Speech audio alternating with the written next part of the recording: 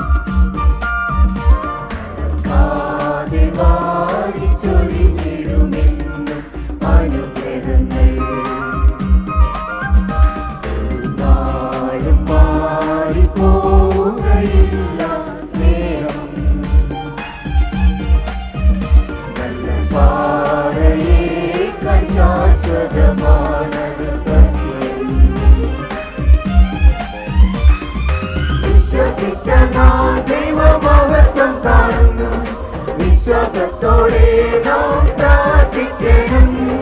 വിശ്വസിച്ച നാം ദൈവമഹത്വം കാണുന്നു. വിശ്വാസത്തോടെ നാം പ്രാർത്ഥിക്കണം. പൂർവപിതാക്കന്മാർ ആരാധിച്ചപ്പോൾ ആത്മാവിലും സത്യത്തിലും ആരാധിക്കണം. പൂർവപിതാക്കന്മാർ ആരാധിച്ചപ്പോൾ ആത്മാവിലും സത്യത്തിലും ആരാധിക്കണം.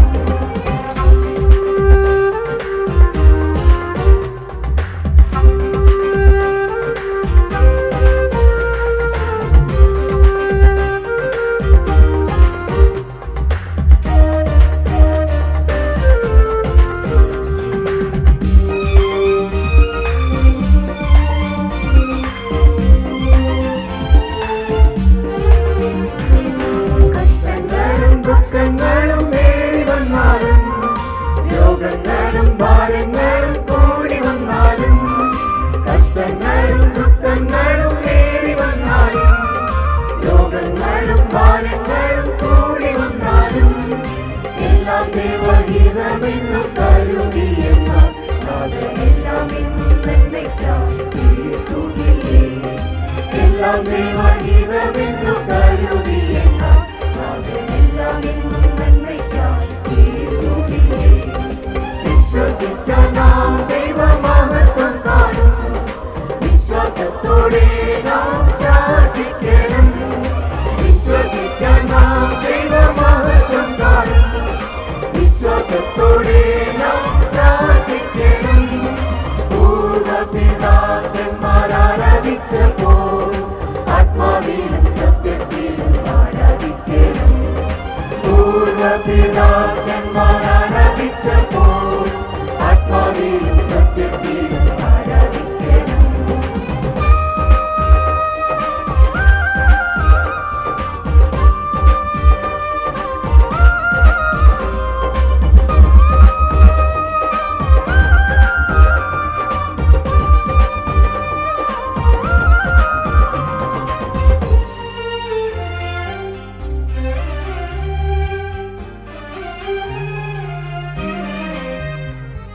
മിത്രങ്ങളും ശത്രുക്കളായി മാറിയെന്നാലും ലോകമെല്ലാം നമ്മെ പഴി പറഞ്ഞെന്നാലും മിത്രങ്ങളും ശത്രുക്കളായി മാറിയെന്നാലും ലോകമെല്ലാം നമ്മെ പഴി പറഞ്ഞെന്നാലും തകർന്നു പോയെന്നു തമ്മിൽ പറഞ്ഞു മുന്നിൽ നമ്മെ എത്രത്തോളം ഉയർത്തിയും കൂടെയില്ലേ. തകർന്നു പോയെന്നു തമ്മിൽ പറഞ്ഞു മുന്നിൽ നമ്മെ എത്രത്തോളം ഉയർത്തിയും കൂടെയില്ലേ. വിശ്വസിച്ച നാം ദൈവമഹത്വം കാണും. വിശ്വാസത്തോടെ നാം പ്രാർത്ഥിക്കണം. വിശ്വസിച്ച നാം ദൈവമഹത്വം കാണും. വിശ്വാസത്തോടെ നാം പ്രാർത്ഥിക്കണം. പൂർവപിതാക്കന്മാർ ആരാധിച്ചപ്പോൾ ആത്മാവിലും സത്യത്തിൽ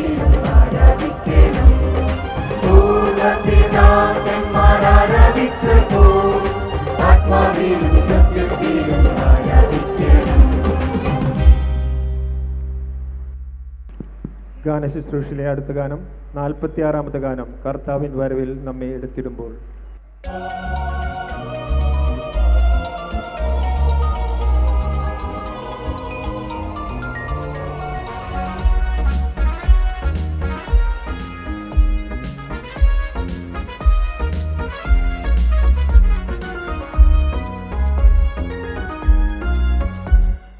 കർത്താവിൻ വരവിൽ നമ്മെ എടുത്തിടുമ്പോൾ കഷ്ടനഷ്ട ശോധനകൾ മാറിപ്പോയിടും.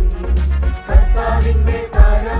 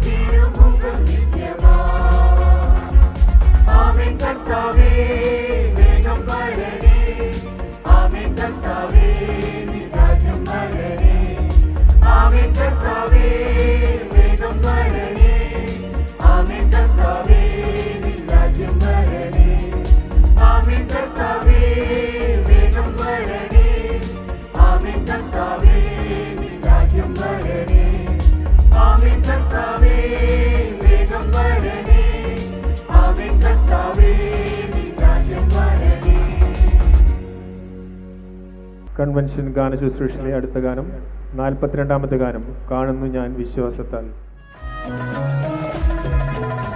കാണുന്നു ഞാൻ വിശ്വാസത്താൽ എൻ മുൻപിൽ ചെങ്കടൽ രണ്ടാകുന്നു. കാണുന്നു ഞാൻ വിശ്വാസത്താൽ എൻ മുൻപിൽ ചെങ്കടൽ രണ്ടാകുന്നു. കാണാത്ത കാര്യങ്ങൾ കൺമുൻപിലെന്നപ്പോൾ വിശ്വസിച്ചിടുന്നു എൻ കർത്താവേ. കാണാത്ത കാര്യങ്ങൾ കൺമുൻപിലെന്നപ്പോൾ വിശ്വസിച്ചിടുന്നു എൻ കർത്താവേ. കാണുന്നു ഞാൻ വിശ്വാസത്താൽ എൻ മുൻപിൽ ചെങ്കടൽ രണ്ടാകുന്നു. കാണുന്നു ഞാൻ വിശ്വാസത്താൽ എൻ മുൻപിൽ ചെങ്കടൽ രണ്ടാകുന്നു.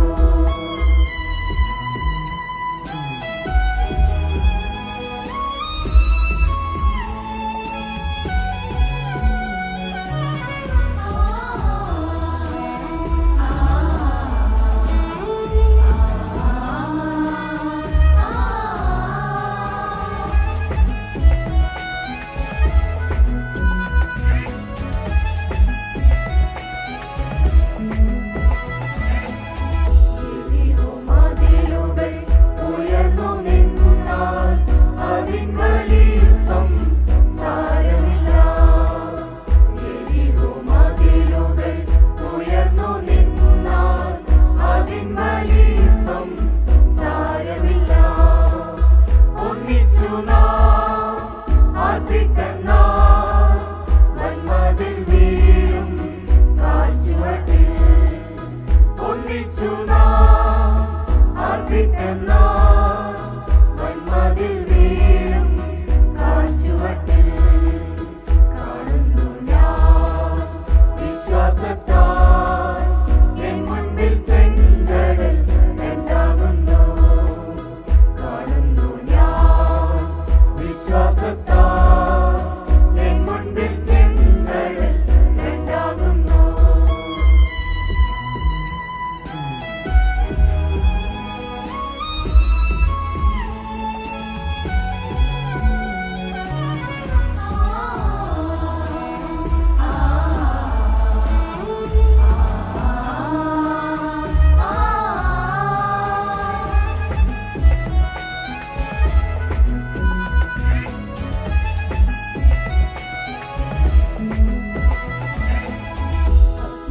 നാളങ്ങൾ വെള്ളത്തിലോളങ്ങൾ എന്നെ തകർക്കുവാൻ സാധ്യമല്ല. നാളങ്ങൾ വെള്ളത്തിലോളങ്ങൾ എന്നെ തകർക്കുവാൻ സാധ്യമല്ല. അഗ്നിയിലിറങ്ങി വെള്ളത്തിൽ നടന്നു കൂടെ വരുവാൻ കർത്തനുണ്ട്. അഗ്നിയിലിറങ്ങി വെള്ളത്തിൽ നടന്നു കൂടെ വരുവാൻ കർത്തനുണ്ട്. കാണുന്നു ഞാൻ വിശ്വാസത്താൽ എൻ മുൻപിൽ ചെങ്കടൽ രണ്ടാകുന്നു. കാണുന്നു ഞാൻ വിശ്വാസത്താൽ എൻ മുൻപിൽ ചെങ്കടൽ രണ്ടാകുന്നു.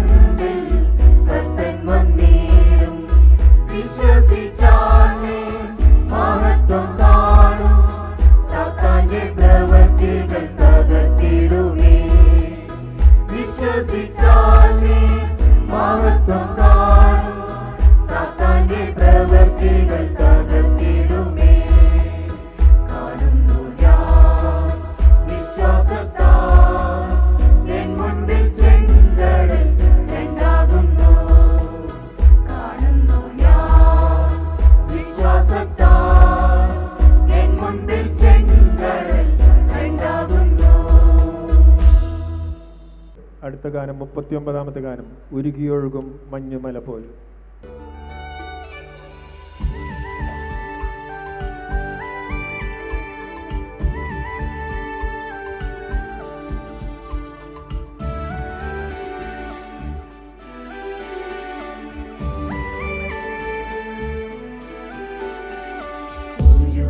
ഒഴുകും മഞ്ഞുമല പോൽ ഉരുകണേ എൻ ഹൃദയവും, അഖില പാപവും അലിഞ്ഞു പോയി നിൻ അരികിലായി മരുവീടുവാൻ, അഖില പാപവും അലിഞ്ഞു പോയി നിൻ അരികിലായി മരുവീടുവാൻ.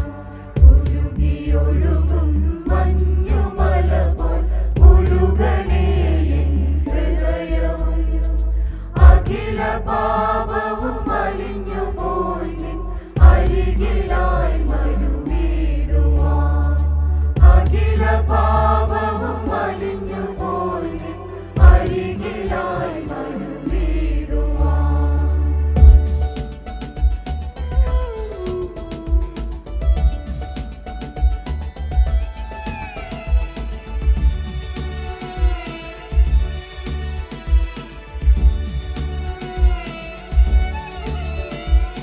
തരുവതെന്തു തിരുക്കരങ്ങളിൽ തകർന്നുടഞ്ഞൊരു ജീവിതം, തരുവതെന്തു തിരുക്കരങ്ങളിൽ തകർന്നുടഞ്ഞൊരു ജീവിതം, തിരുക്കരത്താൽ കഴുകി എന്നെ പുതുക്കണേ തവ ശക്തിയാൽ, തിരുക്കരത്താൽ കഴുകി എന്നെ പുതുക്കണേ തവ ശക്തിയാൽ.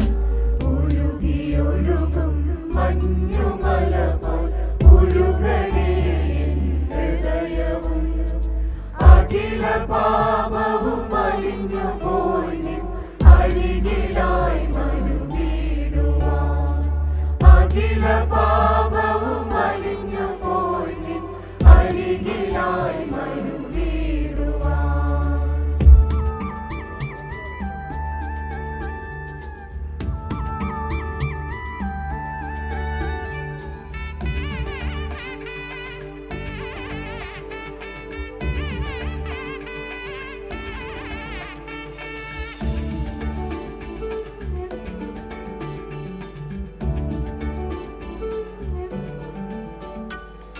ഒരു ദിനം തവ സന്നിധേ ഞാൻ അണയുമായതു നിർണയം, ഒരു ദിനം തവ സന്നിധേ ഞാൻ അണയുമായതു നിർണയം, തിരുമുഖത്തിൻ തേജസ്സിൽ ഞാൻ മറഞ്ഞിടും അതു നിശ്ചയം, തിരുമുഖത്തിൻ തേജസ്സിൽ ഞാൻ മറഞ്ഞിടും അതു നിശ്ചയം. ഉരുകിയൊഴുകും മഞ്ഞുമല പോൽ ഉരുകണേ എൻ ഹൃദയവും, അഖില പാപവും അലിഞ്ഞു പോയി നിൻ അരികിലായി മരുവീടുവാൻ, അഖില പാപവും അലിഞ്ഞു പോയി നിൻ അരികിലായി മരുവീടുവാൻ. കൺവെൻഷൻ ഗാനശുശ്രൂഷയിലെ അടുത്ത ഗാനം, ഗാനം 41, പരമോന്നതൻ എൻ്റെ യേശുപരൻ.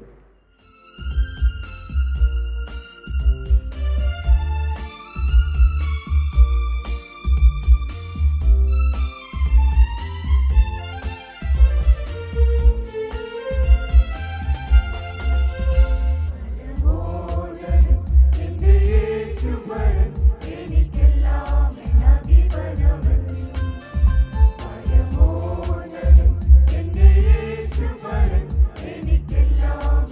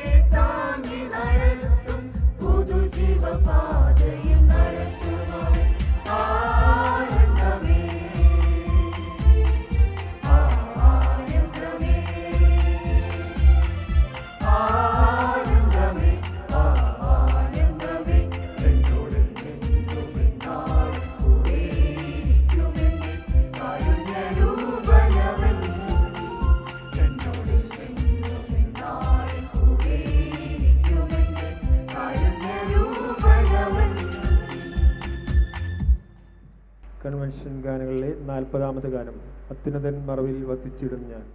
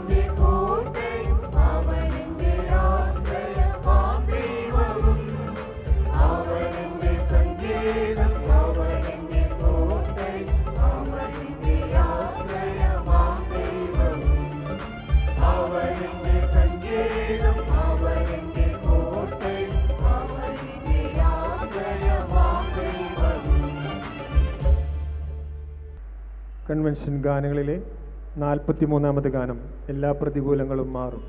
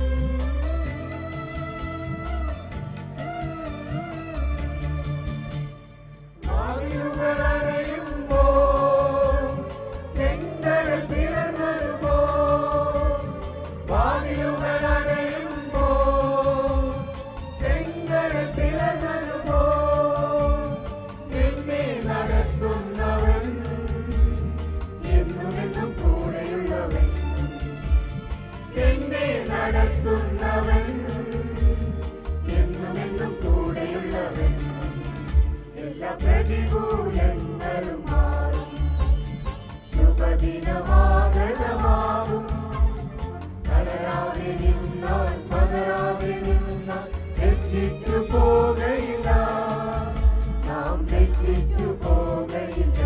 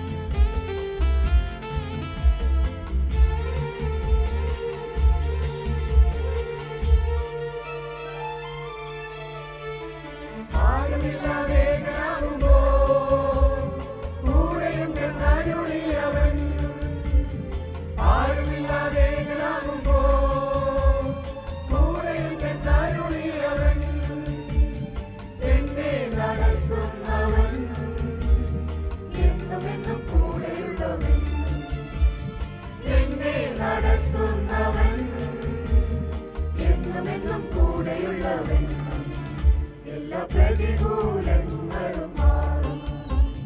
ശുഭദിനമാഗതമാകും. എല്ലാ പ്രതികൂലങ്ങളും മാറും. ശുഭദിനമാഗതമാകും. തളരാതെ നിന്നാൽ പതറാതെ നിന്നാൽ ലജ്ജിച്ചു പോകയില്ല, നാം ലജ്ജിച്ചു പോകയില്ല. തളരാതെ നിന്നാൽ പതറാതെ നിന്നാൽ ലജ്ജിച്ചു പോകയില്ല, നാം ലജ്ജിച്ചു പോകയില്ല. എല്ലാ പ്രതികൂലങ്ങളും മാറും. ശുഭദിനമാഗതമാകും. തളരാതെ നിന്നാൽ പതറാതെ നിന്നാൽ ലജ്ജിച്ചു പോകയില്ല, നാം ലജ്ജിച്ചു പോകയില്ല.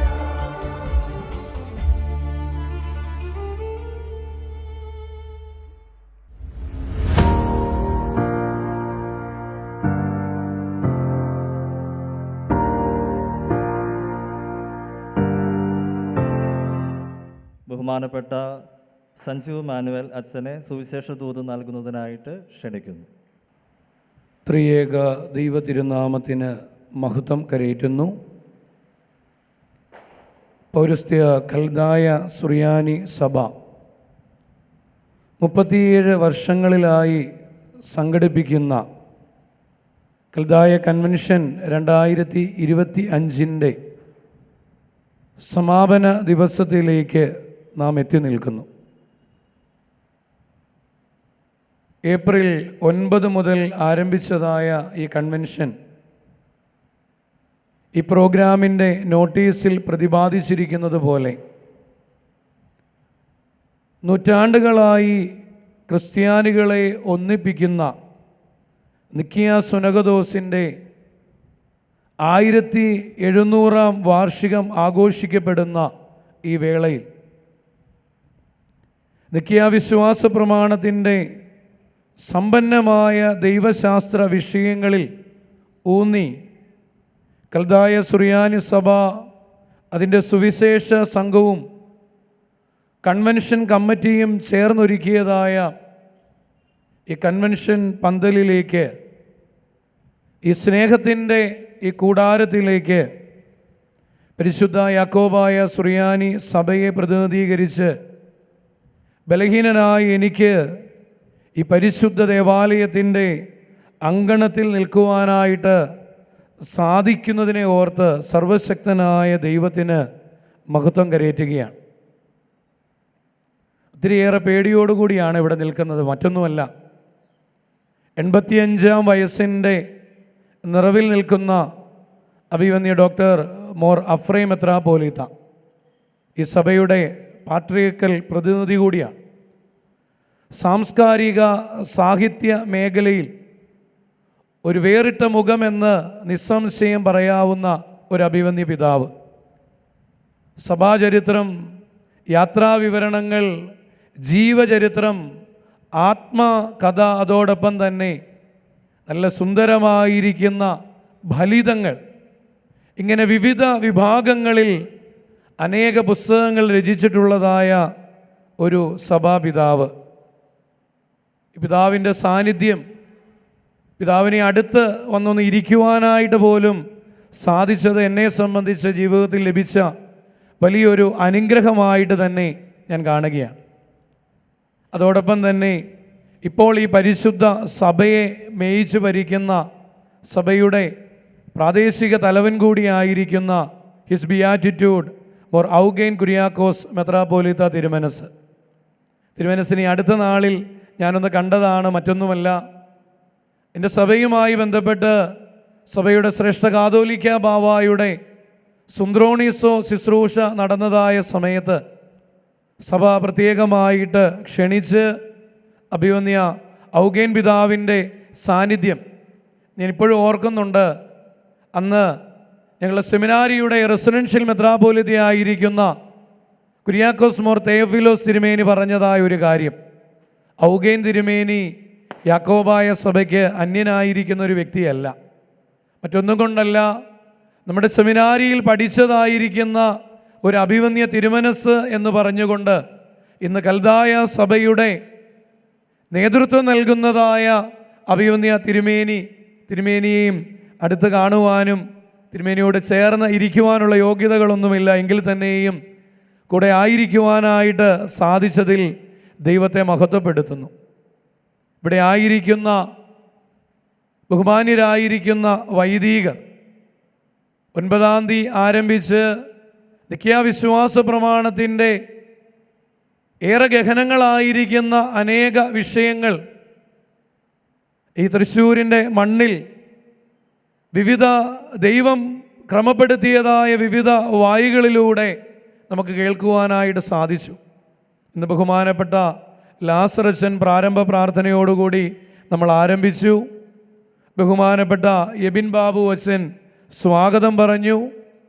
ഈ കൺവെൻഷൻ്റെ കൺവീനർ കൂടിയായിരിക്കുന്ന ബഹുമാനപ്പെട്ട മൈക്കിൾ അച്ഛൻ ഇതിന് കൃതജ്ഞത അർപ്പിക്കുന്നു. സന്നിഹിതരായിരിക്കുന്ന വൈദികർ, ഭക്തസംഘടനയുടെ ഭാരവാഹികൾ, ബഹുമാനപ്പെട്ട സിസ്റ്റേഴ്സ് ഉൾപ്പെടെ കടന്നു വന്നിരിക്കുന്ന എല്ലാ മാതാപിതാക്കളെയും സഹോദരി സഹോദരങ്ങളെയും കുഞ്ഞനുജന്മാരെയും അനുജത്തിമാരെയും നിങ്ങളുടെ എല്ലാവരുടെയും പ്രാർത്ഥനാ സഹായം ഏറെ വിനയത്തോടുകൂടി ഇവിടെ ഓർമ്മിപ്പിച്ചുകൊണ്ട് ഇന്ന് എനിക്ക് ചിന്തിക്കുവാനായി നിങ്ങളോട് ചേർന്ന് ധ്യാനിക്കുവാനായിട്ട് തന്നിരിക്കുന്ന വിഷയം പുനരുദ്ധാനവും നിത്യജീവനും എന്ന വിഷയത്തിൽ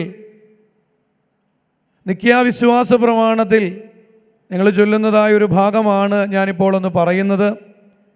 പിതാവിൻ്റെ വലതുഭാഗത്തിരിക്കുന്നവനും ജീവനുള്ളവരെയും മരിച്ചവരെയും വിധിപ്പാൻ തൻ്റെ വലിയ മഹത്വത്തോടെ ഇനിയും വരുവാനിരിക്കുന്നവനും തൻ്റെ രാജ്യത്തിന് അവസാനമില്ലാത്തവനുമായ യേശുമെശിയ ഏക കർത്താവിലും ഞങ്ങൾ വിശ്വസിക്കുന്നു എന്നാണ് ചേർന്ന് നമ്മൾ ചൊല്ലാറുള്ളത്. ദൈവത്തിലേറെ സ്നേഹമുള്ളവരെ, ഈ ഒരു വിശ്വാസ പ്രമാണത്തിൽ പുനരുദ്ധാനവും നിത്യജീവനും എന്നുള്ളതായ ആ ഭാഗത്തെ ആസ്പദമാക്കിക്കൊണ്ട് തുടർന്നുള്ളതായ 1 മണിക്കൂർ സമയം, ആദ്യമേ തന്നെ സമയം പറഞ്ഞ് നിങ്ങൾക്കും നോട്ടീസിൽ അറിയാം 1 മണിക്കൂറാണ് പ്രസംഗമുള്ളതെന്നറിയാം. എന്നാലും സമയം പറഞ്ഞു തുടങ്ങുന്നത് വേറൊന്നുമല്ല. എബിനച്ചൻ പറഞ്ഞു തുടങ്ങിയപ്പോൾ പറഞ്ഞല്ലോ, സ്കൂളിൽ പഠിപ്പിക്കുന്ന ഒരു അധ്യാപകനും കൂടിയാണ്. പ്രത്യേകിച്ച് ഭിന്നശേഷി മേഖല, ഡിസേബിൾഡ് ആയിരിക്കുന്ന കുഞ്ഞുങ്ങളെ പഠിപ്പിക്കുന്ന ഒരു അധ്യാപകനാണ്. അവരുടെ ഒരു അറ്റൻഷൻ സ്പാനൊക്കെ വളരെ കുറവാണ്. എങ്കിൽ തന്നെയും പലപ്പോഴും ക്ലാസ്സിൽ കയറിയിരിക്കുന്ന സമയത്ത് ഒരു ബെല്ലോടുകൂടിയാണ് ഒരു പീരീഡ് ആരംഭിക്കുന്നല്ലേ. പിള്ളേർക്കൊക്കെ ഉള്ള ഒരു വലിയ പ്രതീക്ഷ എന്താണെന്നറിയാമോ? അടുത്തൊരു ബെല്ലാകുമ്പോൾ ഈ ക്ലാസ് തീരുമെന്നുള്ളതാണ്. അതുപോലെ തന്നെ നിങ്ങളോടും പറയുകയാണ്, കൃത്യമായിരിക്കുന്ന 1 മണിക്കൂർ കൊണ്ട് ഈ ദൈവം ക്രമീകരിക്കുന്നതായി ഈ സമയങ്ങളെ പൂർത്തീകരിക്കുവാനായിട്ട് ഞാൻ ആഗ്രഹിക്കുകയാണ്. ഇതുമായി ബന്ധപ്പെട്ട് നമ്മളിവിടെ ഇറക്കിയിരിക്കുന്നതായ ഈ കൺവെൻഷൻ ഗാനങ്ങൾ ഉൾപ്പെടുന്നതായ ഈ ഒരു പുസ്തകത്തിൽ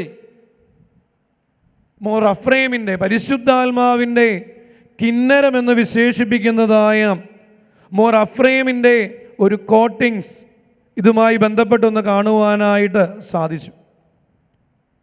നമുക്കറിയാം, പുനരുദ്ധാനവും നിത്യജീവനും ഇന്ന് ഓരോ ക്രിസ്ത്യാനിക്കും, ഓരോ സഭാവിശ്വാസിക്കും ലഭിക്കുന്നതിലുള്ള, ഇന്ന് നമ്മളുടെ ജീവിതത്തിലേക്ക് ലഭിക്കുന്ന ഏറ്റവും അനുഗ്രഹപ്രദമായിരിക്കുന്ന ശുശ്രൂഷ എന്ന് പറഞ്ഞാൽ, അല്ലെങ്കിൽ കൂദാശ എന്ന് പറഞ്ഞാൽ, അത് വിശുദ്ധ കുർബാനയാണ്.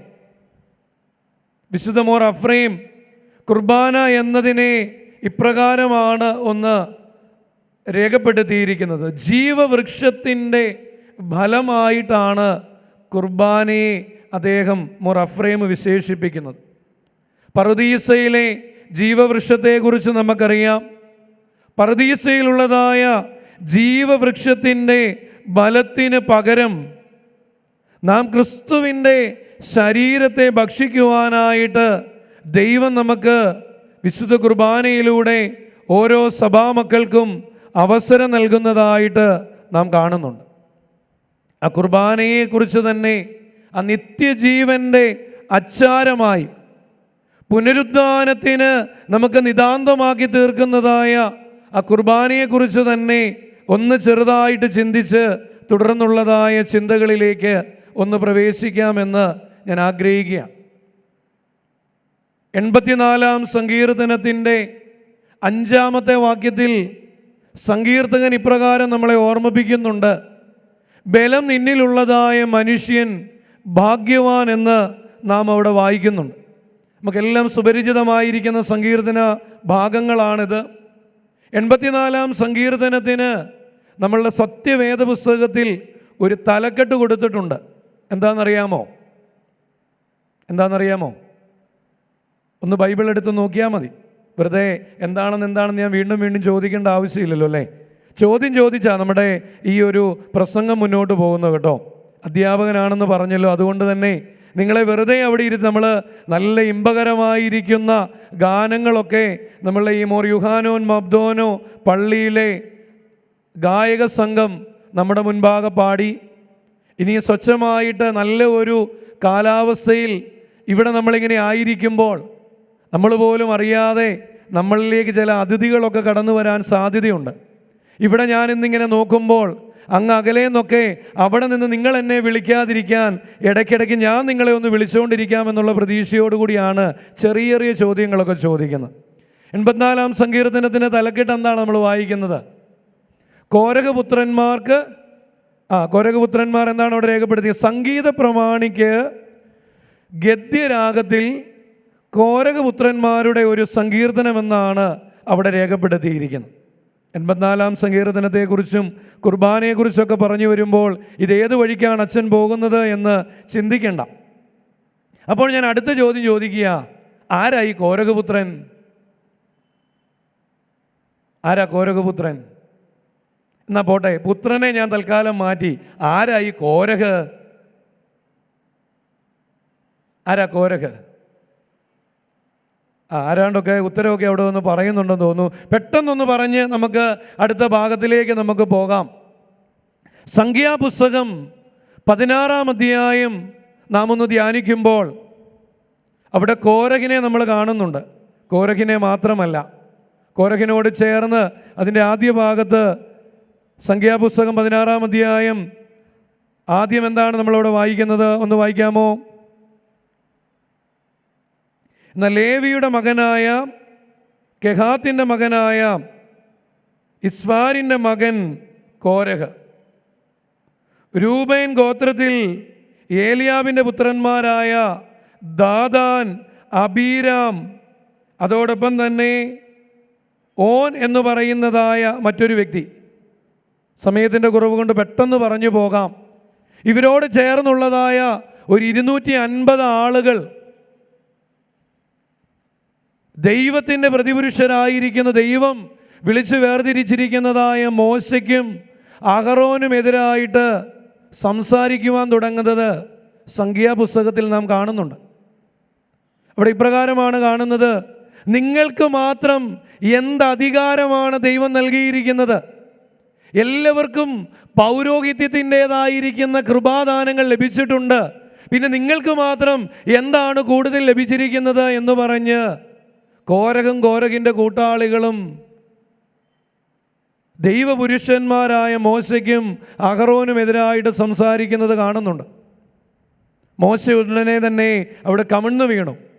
കോരഹിനോടും കൂട്ടാളികളോടും പറയുകയാണ്, നിങ്ങൾക്കും ഈ പൗരോഹിത്യത്തിൻ്റെ അധികാരം ലഭിച്ചിട്ടുണ്ട് എങ്കിൽ ഒരു കാര്യം ചെയ്യ്, നാളെ ദൈവത്തിന് ധൂപമർപ്പിക്കുവാനായിട്ട് കടന്നു പോകുന്നതായ സമയത്ത് ധൂപകലശം എടുത്തുകൊണ്ട് നിങ്ങളും പോരുക. ദൈവം ആരുടെ ധൂപത്തിൽ പ്രീതിപ്പെടുന്നു എന്ന് നമുക്ക് നോക്കാമെന്ന് പറയുകയാണ്. പിറ്റേ ദിവസം ധൂപമർപ്പിക്കുവാനായിട്ട് പോകുന്ന കോരഹിന് തൻ്റെ ജീവിതത്തിൽ സംഭവിച്ചത് എന്താണെന്നറിയാമോ? കോരഹും തൻ്റെ കൂട്ടാളികളും സംഖ്യാപുസ്തകം 16-ാം അധ്യായം 32 മുതലുള്ളതായ വേദഭാഗത്ത് നമ്മൾ വായിക്കുകയാണ്. ഭൂമി വായു പിളർന്ന് കോരഹിനെയും കോരഹിൻ്റെ കൂട്ടാളികളെയും വിഴുങ്ങിക്കളയുന്നതായിട്ട് വേദഭാഗത്ത് നാം കാണുന്നുണ്ട്. ഇതാണ് കോരഹിൻ്റെ പാരമ്പര്യം എന്ന് പറഞ്ഞാൽ. ദൈവത്തോടും ദൈവപുരുഷരോടും മത്സരിച്ചതായ ഒരു പാരമ്പര്യമാണ് കോരഹിനുള്ളത്. എന്നാൽ കോരഹിൻ്റെ മക്കളിലേക്ക് അല്ലെങ്കിൽ കോരഹ് പുത്രന്മാരിലേക്ക് വരുമ്പോൾ അവർ തങ്ങളുടെ ജീവിതത്തിൽ അവർ പറയുന്ന കാര്യം എന്താണെന്നറിയാമോ? അതും 84-ാം സങ്കീർത്തനത്തിൻ്റെ 10-ാമത്തെ വാക്യത്തിൽ പറയുന്നുണ്ട്. അവരെന്താണ് പറയുന്നത്? നിന്റെ പ്രാകാരങ്ങളിൽ കഴിക്കുന്ന ഒരു ദിവസം 1000 ദിവസത്തേക്കാൾ പ്രാധാന്യമുള്ളത്. ദുഷ്ടന്മാരുടെ കൂടാരങ്ങളിൽ പാർക്കുന്നതിനേക്കാൾ എൻ്റെ ദൈവത്തിൻ്റെ ആലയത്തിൻ്റെ വാതിൽ കാവൽക്കാരനായിരിക്കുന്നത് എനിക്ക് മതി എന്നാണ് ആര് പറയുന്നത്? കോരഹപുത്രനായ ഹേമാൻ പറയുന്നത്. പദവികൾ ആഗ്രഹിച്ചതായ, സ്ഥാനമാനങ്ങൾ ആഗ്രഹിച്ചതായ ഒരു പിതാവിൻ്റെ മക്കൾ ആ മക്കളിലേക്ക് വരുമ്പോൾ അവർ പറയുകയാണ്, ഞങ്ങൾക്ക് പദവികളൊന്നും വേണ്ട, സ്ഥാനമാനങ്ങളൊന്നും വേണ്ട, ദൈവത്തിൻ്റെ ആലയത്തിൻ്റെ വാതിൽ കാവൽക്കാരായിരിക്കുന്നത് എനിക്ക് മതി എന്നാണ് കോരഹപുത്രൻ പറയുന്നത്. ഇങ്ങനെ ആ ഒരു മക്കൾ ആ ഒരു നിലപാടെടുത്തപ്പോൾ സംഭവിച്ചത് എന്താണെന്നറിയാമോ? അവരുടെ മേൽ വരുവാനിരുന്നതായ ഒരു വലിയ വിധിയെ തിരുത്തി എഴുതുവാനായിട്ട് ആ മക്കൾക്ക് സാധിച്ചു. നമ്മുടെയൊക്കെ ജീവിതത്തിലേക്ക് ഒന്ന് തിരിഞ്ഞു നോക്കിയാൽ മതി. പല ആളുകളും പലപ്പോഴും പുരോഹിതരുടെ അടുക്കിലേക്കൊക്കെ വന്ന് പറയുന്നതായ ഒരു കാര്യമുണ്ട്. അച്ഛാ, എന്താണെന്നറിയില്ല, എന്തൊക്കെ ചെയ്തിട്ടും കുടുംബത്തിന് എന്തൊക്കെയോ ചില ശാപങ്ങളും ചില ഉയർച്ചകളൊന്നുമില്ലാതെ ഒരു ദൈവകോപത്തിൻ്റെ നിലയിൽ നിൽക്കുന്നതായിട്ട് പലപ്പോഴും കണ്ടിട്ടുണ്ട് എന്ന് പറയുന്നതായ ആളുകൾ, അങ്ങനെയുള്ളതായ ചിന്തയോടുകൂടി ഇവിടെ ഇരിക്കുന്ന ആളുകൾ ആരെങ്കിലും ഉണ്ടെങ്കിൽ, അല്ലെങ്കിൽ ഈ ഒരു മൈക്കിൻ്റെ പരിധിയിൽ ഇത് കേട്ടിരിക്കുന്നതായ ആരെങ്കിലും ഉണ്ടെങ്കിൽ, എന്നെ കേൾക്കുന്ന ദൈവത്തിൻ്റെ ജനമേ, ഞാൻ ഉറപ്പിച്ചു പറയുകയാണ്, തങ്ങളുടെ മേൽ വരുവാനിരിക്കുന്നതായ ദൈവകോപത്തെ, ഒരു വിധിയെ തിരുത്തി എഴുതുവാനായിട്ട് സാധിച്ചതായ ഒരു മക്കൾ അവരൊറ്റ കാര്യം മാത്രമേ ചെയ്തുള്ളൂ. എന്താ ചെയ്തെന്നറിയാമോ? ദൈവത്തിൻ്റെ മുൻപാകെ തങ്ങളെ തന്നെ താഴ്ത്തുവാനായിട്ട് അവർ തയ്യാറായി എന്നുള്ളതാണ് അവരുടെ ജീവിതത്തിൻ്റെ വിജയം. യേശുതമ്പുരാൻ പറയുന്നത് പോലെ തന്നെത്താൻ താഴ്ത്തുന്നവൻ ഉയർത്തപ്പെടുമെന്ന് പറയുന്നത് പോലെ ഈ കോരഹ മക്കൾ അവർ ആഗ്രഹിച്ചത് ദൈവത്തിൻ്റെ ആലയത്തിൻ്റെ വാതിൽ കാവൽക്കാരായിരിക്കാനാണ് ആഗ്രഹിച്ചത് എങ്കിൽ യെരുശലേം ദേവാലയത്തിൽ അനേകമായിരിക്കുന്ന സ്ഥാനമാനങ്ങളുണ്ട്. മഹാപുരോഹിതന്മാരുണ്ട്, പുരോഹിതന്മാരുണ്ട്, ലേവ്യരുണ്ട്, സങ്കീർത്തനക്കാരുണ്ട്, പ്രമാണിമാരുണ്ട്, സന്നിധി സംഘത്തിലെ അംഗങ്ങളുണ്ട്. അങ്ങനെ തുടങ്ങി ഈ കോരഹിൻ്റെ മക്കൾ ആഗ്രഹിക്കുന്നതായ ഈ പദവി എന്താണെന്നറിയാമോ? എന്താണ് അവർ പറഞ്ഞത്? യഹോവയുടെ ആലയത്തിലെ വാതിൽ കാവൽക്കാരായിരുന്നാൽ മതി. വാതിൽ തുറക്കുകയും അടയ്ക്കുകയും ദേവാലയം അടിച്ച് ക്ലീൻ ചെയ്യുകയൊക്കെ ചെയ്യുന്നതായ ഒരു ജോലിയാണ്. അതൊരു പദവിയായിട്ട് പോലും ചിന്തിക്കാൻ പറ്റാതെ അതാണ് അവർ ആഗ്രഹിച്ചിരുന്നത് എങ്കിൽ അവർക്ക് അവരുടെ ആ ഒരു വിനയത്തിന് തന്നെത്താൻ ദൈവം മുമ്പാകെ താഴ്ത്തുവാനായി അവർ തയ്യാറായതിലൂടെ ദൈവം അവർക്ക് കൊടുക്കുന്ന പദവി എന്താണെന്നറിയാമോ? വേദപുസ്തകത്തിൽ 1 ദിനവൃത്താന്ത പുസ്തകം 6-ാം അധ്യായത്തിൻ്റെ 31 മുതൽ 37 വരെയുള്ളതായ വേദഭാഗത്തിലേക്ക് ഒന്ന് നോക്കുക. അവിടെ ദാവീദ് യെരൂശലേം ദേവാലയത്തിലെ സംഗീത പ്രമാണിമാരെ നിയമിക്കുന്നതായൊരു ഭാഗമാണ് 1 ദിനവൃത്താന്തം 6-ാം അധ്യായത്തിൻ്റെ 31 മുതലുള്ളതായ ഭാഗത്ത് നമ്മൾ കാണുന്നത്. അവിടെ ആ തെരഞ്ഞെടുക്കുന്നതായ ആളുകളിൽ ഹേമാൻ എന്ന് പറയുന്നതായ ഒരു വ്യക്തിയെ കാണുന്നുണ്ട്. ഈ ഹേമാൻ ആരായിരുന്നു എന്ന് 37-ാമത്തെ വാക്യത്തിൽ പറയുന്നുണ്ട്. കോരഹിൻ്റെ മകൻ എന്നാണ് അവിടെ രേഖപ്പെടുത്തിയിരിക്കുന്നത്. പ്രിയമുള്ളവരെ, ദേവാലയത്തിൻ്റെ വാതിൽ കാവൽക്കാരായിരിക്കാൻ ആഗ്രഹിച്ചതായ വ്യക്തികൾക്ക് ദൈവം കൊടുത്ത സ്ഥാനം എന്തെന്ന് ചോദിച്ചു കഴിഞ്ഞാൽ കൊയർ മാസ്റ്ററിൻ്റെ സ്ഥാനത്തേക്കാണ് ദൈവം അവരെ ഉയർത്തുന്നത്. അപ്രകാരം അവർ യെരൂശലേം ദേവാലയത്തിൽ ദൈവത്തെ വീണകളാലും തമ്പുരുകളാലും മീട്ടി സംഗീതം ആലപിക്കുവാനായി കടന്നു വരുന്നതായ ഈ കോരഹിൻ്റെ മക്കൾ കാണുന്നതായ ഒരു കാഴ്ചയാണ് 84-ാം സങ്കീർത്തനത്തിൽ നമ്മൾ വായിക്കുന്നത്. ഇതാണ് 84-ാം സങ്കീർത്തനത്തിൻ്റെ പശ്ചാത്തലം. കുർബാനയെക്കുറിച്ച് പറഞ്ഞ് ഇങ്ങനെ കാട് കയറി പോയതെന്ത് എന്ന് നിങ്ങൾ ചിന്തിക്കേണ്ട, ഞാൻ ഈ ചിന്തയിലേക്ക് മടങ്ങി വരാം. കോരഹിൻ്റെ മക്കൾ യെരൂശലേം ദേവാലയത്തിലേക്ക് കടന്നു വരുമ്പോൾ അവരൊരു കാഴ്ച കാണുന്നുണ്ട്. കുരുകിലൊരു വീടും മീവൽ പക്ഷി തൻ്റെ കുഞ്ഞുങ്ങൾക്ക് കൂടും കണ്ടെത്തിയിരിക്കുന്നു. എവിടെയാണെന്നറിയാമോ? എൻ്റെ രാജാവും എൻ്റെ സൈന്യങ്ങളുമായ യഹോവേ, നിൻ്റെ ഈ യാഗപീഠത്തിൽ തന്നെ എന്ന് 84-ാം സങ്കീർത്തനത്തിൻ്റെ 3-ാമത്തെ വാക്യത്തിൽ നമ്മൾ വായിക്കുന്നുണ്ട്. എന്താണ്? കുരുകിലൊരു വീടും മീവൽ പക്ഷി തൻ്റെ കുഞ്ഞുങ്ങൾക്ക് കൂടും കണ്ടെത്തിയിരിക്കുന്നു. എവിടെയാണ് കണ്ടെത്തിയിരിക്കുന്നത്? സൈന്യങ്ങളുടെ യഹോവേ, നിൻ്റെ യാഗപീഠത്തിൽ തന്നെ. കുർബാനയെക്കുറിച്ച് പറഞ്ഞ് ഇങ്ങനെയൊന്ന് പോയത് വേറെ ഒന്നും കൊണ്ടല്ല. പുനരുദ്ധാനത്തിനും നിത്യജീവനും നമുക്ക് അർഹത നൽകുന്നതായ വിശുദ്ധ കുർബാനയെക്കുറിച്ച്, കൂദാശയെക്കുറിച്ച് വിശുദ്ധനായിരിക്കുന്ന മോർ അഫ്രൈം നമ്മളെ ഓർമ്മിപ്പിക്കുന്നുണ്ട്. എന്നെ കേൾക്കുന്ന ദൈവത്തിൻ്റെ ജനമേ, കുരുകിലും ഈവൽ പക്ഷിയും നിസ്സാരമായിരിക്കുന്ന പക്ഷികളാണ്. അവ തങ്ങളുടെ കുഞ്ഞുങ്ങളോട് പറയുകയാണ്, മക്കളെ, നിങ്ങൾക്ക് വേണ്ടി വലിയ കാടുകളിൽ, വലിയ മരങ്ങളിൽ, ആ മരത്തിൻ്റെ കൊമ്പുകളിൽ കൂടുകൾ വയ്ക്കുവാനായിട്ട് ഞങ്ങൾക്ക് സാധിച്ചിട്ടില്ല. കാരണം ഞങ്ങൾ നിസ്സാര പക്ഷികളാണ്. പക്ഷേ ഞങ്ങൾ നിങ്ങൾക്ക് വേണ്ടി കൂടുകൾ വെച്ചിരിക്കുന്നത് എവിടെയാണെന്നറിയാമോ? എവിടെയാണ് വെച്ചിരിക്കുന്നത്? യഹോവയുടെ യാഗപീഠത്തിലാണ്. അപ്പോൾ ഇവിടെ ഇരിക്കുന്ന പലർക്കും എനിക്കും സംശയം തോന്നിയൊരു കാര്യമാണ്, പ്രാവുകളൊക്കെ കയറാതിരിക്കാൻ നമ്മുടെ ഈ ദേവാലയങ്ങളിലൊക്കെ നെറ്റടിച്ച്, ഞാൻ മണർകാട് പള്ളിയുടെ തൊട്ടടുത്ത് താമസിക്കുന്ന ഒരാളാണ്. മണർകാട് പള്ളിയുടെയൊക്കെ വാതിലുകളിലൊക്കെ ഇങ്ങനെ ചങ്ങലകളാണ്, എല്ലാ സമയത്തും തുറന്നിട്ടിരിക്കുന്നതുകൊണ്ട് ചങ്ങലയാണ് ഇങ്ങനെ തൂക്കിയിട്ടിരിക്കുന്നത്, ഈ പ്രാവ് അകത്തോട്ട് വരാതിരിക്കാൻ വേണ്ടി. അപ്പോൾ ഒരു പ്രാവിനെ പോലും നമ്മൾ ഉള്ളിലേക്ക്, ദേവാലയത്തിലേക്ക് കയറ്റാതിരിക്കുന്നതായ സാഹചര്യത്തിൽ കുരുകിലും ഈവൽ പക്ഷിയും തൻ്റെ കുഞ്ഞുങ്ങൾക്ക് കൂടുകളെ വെച്ചിരിക്കുന്ന എവിടെയാ? ദൈവത്തിൻ്റെ യാഗപീഠത്തിലാണ്. എങ്ങനെയാ ഇങ്ങനെ അനുവദിക്കാനുള്ള കാരണം എന്താ? അനുവദിക്കാനുള്ള കാരണം വേറെ ഒന്നുമല്ല, യഹൂദ റാബിമാരുടെ പുസ്തകങ്ങളിൽ ഇങ്ങനെ രേഖപ്പെടുത്തിയിട്ടുണ്ട്. കുരുകിലും ഈവൽ പക്ഷിയും ദൈവത്തിൻ്റെ പക്ഷികളാണ്. അവ യെരൂശലേം ദേവാലയത്തിൽ എവിടെയെങ്കിലും കൂടുകൾ വെച്ചിരിക്കുന്നതായിട്ട് നിങ്ങൾ കണ്ടു കഴിഞ്ഞാൽ നിങ്ങളതിനെ നശിപ്പിക്കരുത്. പ്രിയമുള്ളവരെ,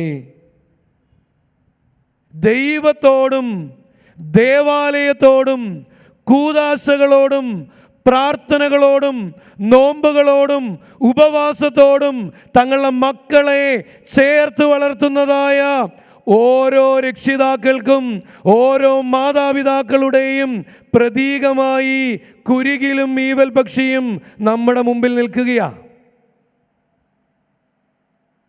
അവ തങ്ങളുടെ കുഞ്ഞുങ്ങളോട് പറയുകയാണ്, വലിയ മരങ്ങളുടെയും വലിയ കൊമ്പുകളിലും നിങ്ങൾക്ക് വേണ്ടി കൂടുകൾ ഉണ്ടാക്കിയാൽ ഒരു പക്ഷേ കൊടുങ്കാറ്റുകളും സുനാമികളുമൊക്കെ വരുമ്പോൾ അത് നശിച്ചു പോകാനുള്ളതായ ഒരു സാധ്യതയുണ്ട്.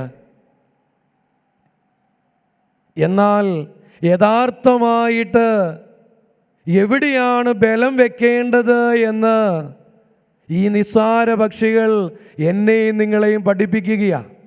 എവിടെയാണ് ബലം വെക്കേണ്ടത്? എവിടെയാണ് ബലം വെക്കേണ്ടത്? ദൈവത്തിൻ്റെ ആലയത്തിൽ. ദൈവത്തിൻ്റെ ആലയത്തിൽ ഈ യാഗപീഠത്തോട് ചേർന്ന് മക്കളെ വളർത്തുന്നതായ മാതാപിതാക്കളാണ് ഞാനും നീയുമെങ്കിൽ, പ്രിയമുള്ളവരെ, ബലം നിന്നിൽ വെച്ചുകൊണ്ട്, ബലം ദൈവത്തിൽ വെച്ചുകൊണ്ട് 84-ാം സങ്കീർത്തനത്തിൻ്റെ 5-ാമത്തെ വാക്യത്തിൽ ഓർമ്മിപ്പിക്കുന്നത് പോലെ ബലം നിന്നിലുള്ളതായ മനുഷ്യൻ ഭാഗ്യവാനെന്ന് സങ്കീർത്തകൻ ചൊല്ലുവാനായിട്ട് നമ്മളെ ഓർമ്മിപ്പിക്കുക. അപ്പോൾ നമുക്ക് നമ്മളോട് തന്നെ ഒന്ന് ചോദിക്കാം, നമ്മളെവിടെയാണ് ബലം വെച്ചിരിക്കുന്നേ? നമ്മളെവിടെയാണ് ബലം വെച്ചിരിക്കുന്നേ? എവിടെയാണ് ബലം വെച്ചേ? ഒന്ന് പറയാമോ? നമ്മുടെ ബലം എവിടെയാ? ഞാൻ പലപ്പോഴും പറയും, എൻ്റെ ആരോഗ്യം, എൻ്റെ സൗന്ദര്യം, എൻ്റെ ശക്തി, എൻ്റെ ധനം, എൻ്റെ ജോലി, എൻ്റെ കുടുംബ പാരമ്പര്യങ്ങൾ, ഭാര്യ ഭർത്താവിലും ഭർത്താവ് ഭാര്യയിലും മക്കള് മാതാപിതാക്കളിലും അങ്ങനെ തുടങ്ങി നമുക്കിങ്ങനെ എണ്ണമിട്ട് പറയാനായിട്ടുള്ള പല ബലങ്ങളും ഉള്ളതായിട്ട് നമ്മൾ തന്നെ പറയും. ഈ ബലങ്ങളുടെയൊക്കെ ഒരു പ്രശ്നം എന്താണെന്നറിയാമോ? ഈ ബലങ്ങളുടെയൊക്കെ ഒരു പ്രശ്നം എന്താ? പണ്ട് കാരണവന്മാർ തന്നെ നമ്മളെ പറയാൻ പഠിപ്പിച്ചിട്ടില്ലേ, മക്കളെ കണ്ടും മാമ്പൂ കണ്ടും ഒന്നും മോഹിക്കരുത് എന്ന്. നമ്മൾ പലപ്പോഴും മക്കൾക്ക് വേണ്ടി പലതിനെയും നിർമ്മിക്കുവാനും പല സൗകര്യങ്ങൾ ഉണ്ടാക്കി കൊടുക്കുവാനും ശ്രമിക്കുന്നവരാണ് എങ്കിൽ, എന്നെ കേൾക്കുന്ന ദൈവത്തിൻ്റെ ജനമേ, ഓർത്തുകൊള്ളുക, ആ ബലങ്ങളൊന്നും ശാശ്വതമായിട്ട് നിലനിൽക്കുന്നതല്ല. ഒരു പക്ഷേ, ഞാൻ സാധ്യതയാണ് പറയുന്നത് കേട്ടോ, ഒരു പക്ഷേ നമുക്ക് നാളെ അതിനെ ഓർത്ത് സങ്കടപ്പെടേണ്ടുന്നതായ ചില സാധ്യതകളൊക്കെ ഉണ്ടാകാനുള്ള അവസ്ഥയുണ്ട്. മക്കളെ എന്തിനോട് ചേർന്ന് ബലം വെച്ച് വളർത്തണമെന്നാണെന്നോ പഠിപ്പിക്കുന്നത്? ദൈവത്തിൻ്റെ യാഗപീഠത്തോട് ചേർന്ന് മക്കളെ വളർത്തുവാനായിട്ട് നമുക്ക് സാധിക്കട്ടെ.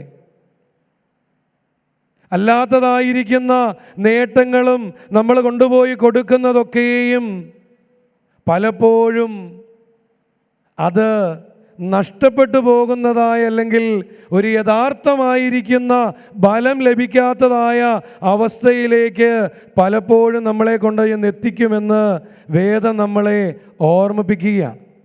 അതുകൊണ്ട് നമുക്ക് യഥാർത്ഥമായിരിക്കുന്ന ബലം വെക്കേണ്ടതും യഥാർത്ഥമായിട്ട് ആശ്രയിക്കേണ്ടതും എവിടെ എന്നുള്ളതായ ഒരു ചോദ്യത്തിന് ഉത്തരം കണ്ടെത്തുവാനായിട്ട് നമുക്ക് സാധിക്കട്ടെ. മോർ അഫ്രേം പിതാവ് പറയുന്നത് പോലെ നമ്മളുടെ കൂദാശകളിലേക്ക്, നിത്യജീവനിലേക്ക് യേശു തമ്പുരാൻ നമ്മളെ ഓർമ്മിപ്പിക്കുന്നത് പോലെ, എൻ്റെ ശരീരം ഭക്ഷിക്കുകയും എൻ്റെ രക്തം പാനം ചെയ്യുകയും എന്നിൽ വിശ്വസിക്കുകയും ചെയ്യുന്നവന് നിത്യജീവനുണ്ട് എന്ന് അവൻ നമ്മളെ ഓർമ്മിപ്പിക്കുമ്പോൾ, ആ നിത്യജീവൻ്റെ അനുഭവത്തിലേക്ക് നിസ്സാര പക്ഷികളാകുന്ന ആ കുരികിലും ഈവൽ പക്ഷിയും നമ്മുടെ മുൻപിൽ ഒരു പ്രതീകമായിട്ട് നിൽക്കുന്നുണ്ട് എങ്കിൽ, അവയെപ്പോലെ ദൈവത്തോട് ചേർന്ന് നിൽക്കുവാൻ, ദൈവത്തിൻ്റെ ബലിപീഠത്തോട് ചേർന്ന് നിൽക്കുവാൻ, മക്കളെ ദേവാലയത്തോട് ചേർത്ത് വളർത്തുന്നവരാകുവാൻ നമുക്ക് ഓരോരുത്തർക്കും സാധിക്കട്ടെ. ഞാനത് പറയുമ്പോൾ നിങ്ങളെ കുറ്റപ്പെടുത്തി പറയുന്നതല്ല കേട്ടോ, ഇന്നത്തെ സമൂഹത്തിൽ നമ്മൾ കാണുന്നതായ ഒരു കാര്യമാണ്.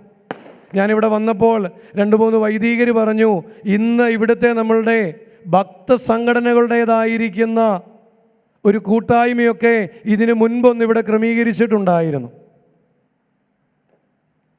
കുഞ്ഞുമക്കൾ, പ്രത്യേകിച്ച് സൺഡേ സ്കൂൾ കുട്ടികൾക്കൊക്കെ ആയിട്ടുള്ള ഒരു ക്ലാസ്സുകളൊക്കെയും ഇവിടെ ക്രമീകരിച്ചിട്ടുണ്ടായിരുന്നു. ഞാനിന്ന് ഇച്ചിരി നേരത്തെ വന്നതുകൊണ്ട് ഉണ്ടായിരുന്ന കുട്ടികളുടെ എണ്ണമൊന്ന് എനിക്ക് കാണുവാനായിട്ട് സാധിച്ചു. നമ്മൾ ഓരോരുത്തരും നമ്മളോട് തന്നെ ചോദിക്കുക, നമ്മൾ എവിടെയാണ് ബലം വെച്ചിരിക്കുന്നത്? ശരിയാണ്, നമുക്ക് പറയാനൊരു 100 എക്സ്ക്യൂസുകൾ കാണും അല്ലേ? മക്കൾക്ക് അവധിയായി, അവരവിടുത്തെ വീട്ടിലേക്ക് പോയി, ഇവിടുത്തെ വീട്ടിലേക്ക് പോയി എന്നൊക്കെ പറഞ്ഞ് നമുക്ക് പല എക്സ്ക്യൂസുകൾ കാണും. ആ ക്ലാസ് കഴിഞ്ഞ് വന്നപ്പോൾ ഒരു വൈദികൻ എന്നോട് പറഞ്ഞൊരു കാര്യം, അതിന് ചുമതലയുള്ളതായ ഒരു അച്ഛൻ എന്നോട് പറഞ്ഞ കാര്യമാണ്. അച്ഛാ, നല്ല 1-ാം തരം ക്ലാസ് ആയിരുന്നു, പക്ഷെ കേൾക്കുവാനായി ആളുകളില്ലായിരുന്നു, അല്ലെങ്കിൽ കുഞ്ഞുങ്ങളില്ലായിരുന്നു എന്ന് പറയുകയുണ്ടായി. പ്രിയമുള്ളവരെ, നമ്മൾ എവിടെയാണ് ബലം വെച്ചിരിക്കുന്നത് എന്ന് ഒരിക്കൽ കൂടി ഞാൻ നിങ്ങളെ ഒന്ന് ഓർമ്മിപ്പിച്ചെന്നേ ഉള്ളൂ. ഞാൻ പ്രവർത്തിക്കുന്ന മേഖലയെക്കുറിച്ച് പറഞ്ഞല്ലോ. ഡിസേബിൾഡ് ആയിരിക്കുന്ന കുഞ്ഞുങ്ങളുടെ ഇടയിൽ പ്രവർത്തിക്കുന്ന ഒരു അധ്യാപകനാണ് എന്ന് ഞാൻ ആദ്യമേ ഓർമ്മിപ്പിച്ചു. ഇങ്ങനെയുള്ളതായ രക്ഷിതാക്കൾ ഒരുപക്ഷെ നമ്മളെ ഇടയിലും ഉണ്ടാകാം. അവർ കൂടി വരുന്നതായ സമയത്ത് അവരോടൊന്ന് ചോദിക്കണം, അവരുടെ ജീവിതത്തിൻ്റെ ഏറ്റവും വലിയ ആഗ്രഹവും സ്വപ്നവുമൊക്കെ എന്താണ് എന്ന്. നമ്മളോട് ചോദിച്ചാൽ നമ്മൾ പറയും, അപ്പോൾ നമുക്ക് സംശയമില്ലാതെ പറയും, കൊച്ചിനെ UK പോകണം, അല്ലെങ്കിൽ കാനഡയിലേക്ക് പോകണം, അവരൊക്കെ എവിടെയെങ്കിലും ന്യൂസിലൻഡിലോ ഓസ്ട്രേലിയയിലോ എവിടെയെങ്കിലുമൊക്കെ സെറ്റിൽഡ് ആകണം. ഇതാണ് നമ്മളുടെ ആഗ്രഹങ്ങൾ. എന്നാൽ ഒരു ഓട്ടിസം ബാധിച്ചിരിക്കുന്നതായ ഒരു കുഞ്ഞിൻ്റെ, ഞാൻ എൻ്റെ അനുഭവത്തിൽ തന്നെ പറയാം, ഞങ്ങളുടെ അവിടെ ഞാൻ പ്രവർത്തിക്കുന്നതായ സ്ഥലത്ത് എഡ്യൂക്കേഷൻ ഡിപ്പാർട്ട്മെൻറ്റിൻ്റെ ഓഫീസിനോട് ചേർന്ന് ഒരു ഓട്ടിസം പാർക്കുണ്ട്. അവിടുത്തെ ഒരു മകൻ്റെ പിതാവ്, അദ്ദേഹം ഗൾഫിലായിരുന്നു. അദ്ദേഹം പോയിട്ട് തിരിച്ചു വന്നതായ സമയത്ത് അവനെ ഒരു ദിവസം കൊണ്ടുവന്ന് ഈ ഓട്ടിസം സെൻ്ററിലെ തെറാപ്പിക്കായിട്ട് കൊണ്ടുവന്നപ്പോൾ അദ്ദേഹം ഈ കുഞ്ഞിനെ പഠിപ്പിക്കുന്നതായ ടീച്ചറിനോട്, സ്പെഷ്യൽ എഡ്യൂക്കേറ്ററോട് ഒറ്റ കാര്യം മാത്രമാണ് ചോദിച്ചേ, ടീച്ചറെ നടക്കുമോ ഇല്ലയോ എന്നൊന്നും എനിക്ക് വലിയ പ്രതീക്ഷയൊന്നുമില്ല, പക്ഷെ ഒരു കാര്യം ഞാൻ ചോദിക്കുക, ഞാൻ ഈ പ്രാവശ്യം തിരിച്ചു പോകുന്നതിന് മുൻപ് ഒരു പ്രാവശ്യമെങ്കിലും എൻ്റെ കുഞ്ഞിനെ കൊണ്ട് എന്നെ ഒന്ന് അപ്പാന്ന് വിളിപ്പിക്കാമോ? ടീച്ചർ ഒരു ചലഞ്ചായിട്ട് തന്നെ ഏറ്റെടുത്തു. നമ്മൾ പലപ്പോഴും ചിന്തിക്കും, അപ്പ എന്ന് വിളിപ്പിക്കുന്നതിൻ്റെ അകത്ത് എന്നാ ഇത്ര വലിയ സംഭവമല്ലേ, നമ്മളെന്ത് ഭംഗിയായിട്ടാണ് വിളിച്ചേ. അപ്പോൾ ഞാൻ നിങ്ങളോട് പറയുക, ഒരു പല്ല് തേപ്പിക്കാൻ നമ്മളെ ആരെങ്കിലും പഠിപ്പിച്ചതാണോ? ആണോ?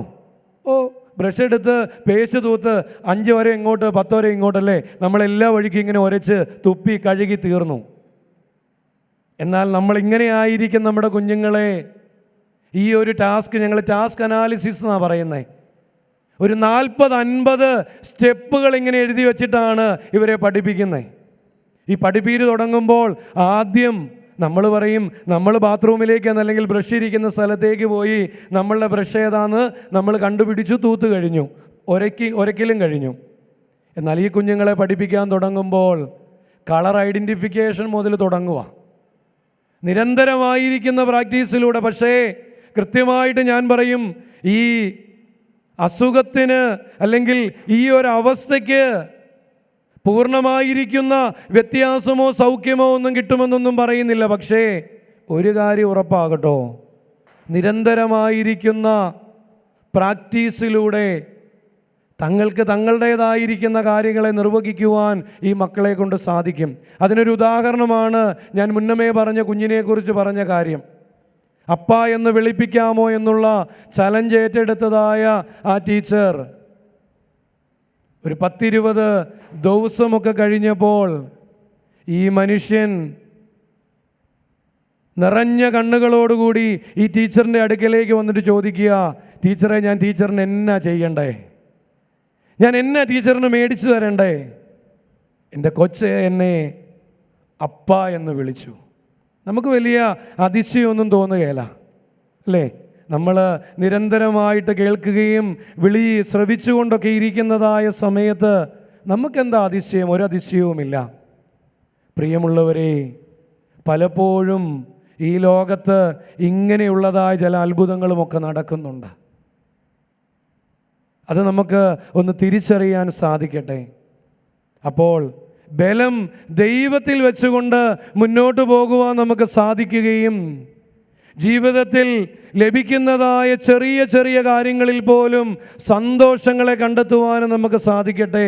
അപ്പോൾ ഞാൻ നിങ്ങളോട് ചോദിക്കുക, ജീവിതത്തിലെ ഏറ്റവും വലിയ അത്ഭുതം ഏതാ? ജീവിതത്തിലെ ഏറ്റവും വലിയ അത്ഭുതം ഏതാ? ഞാനിങ്ങനെ ഞങ്ങളുടെ ഇവിടെ പറയാറുള്ള കാര്യമുണ്ട് കേട്ടോ. ഞങ്ങളിങ്ങനെ ഈ നോമ്പൊക്കെ എടുക്കുന്ന സമയത്ത് നോമ്പ് പോലും നമ്മളുടെ ചില ആവശ്യങ്ങളുടെ സാധ്യത്തിന് വേണ്ടിയാണ് നമ്മൾ പല നോമ്പുകൾ പോലും എടുത്തുകൊണ്ടിരിക്കുന്നത് അല്ലേ? ഇന്ന കാര്യം സാധിച്ച് കിട്ടാനാ നമ്മൾ നോമ്പെടുക്കുന്നത്. അപ്പോൾ ഞാൻ നിങ്ങളോട് ചോദിക്കുക, ജീവിതത്തിലെ ഏറ്റവും വലിയ അത്ഭുതം ഏതാ? ഏതാ?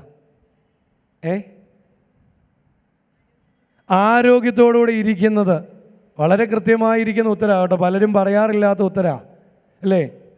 ഇങ്ങനെ നിൽക്കുന്നതും ഇങ്ങനെ ഇരിക്കുന്നതും ഇങ്ങനെ നടക്കുന്നതുമൊക്കെയാ ജീവിതത്തിൻ്റെ ഏറ്റവും വലിയ അത്ഭുതമെന്നും ദൈവത്തിൻ്റെ ഏറ്റവും വലിയ ബലപ്പെടുത്തലെന്നും നമ്മളൊന്ന് തിരിച്ചറിയണം. നമുക്കതിനെക്കുറിച്ചൊന്നും വലിയ അത്ഭുതമായിട്ട് തോന്നാറില്ല. കാരണം എന്നാ?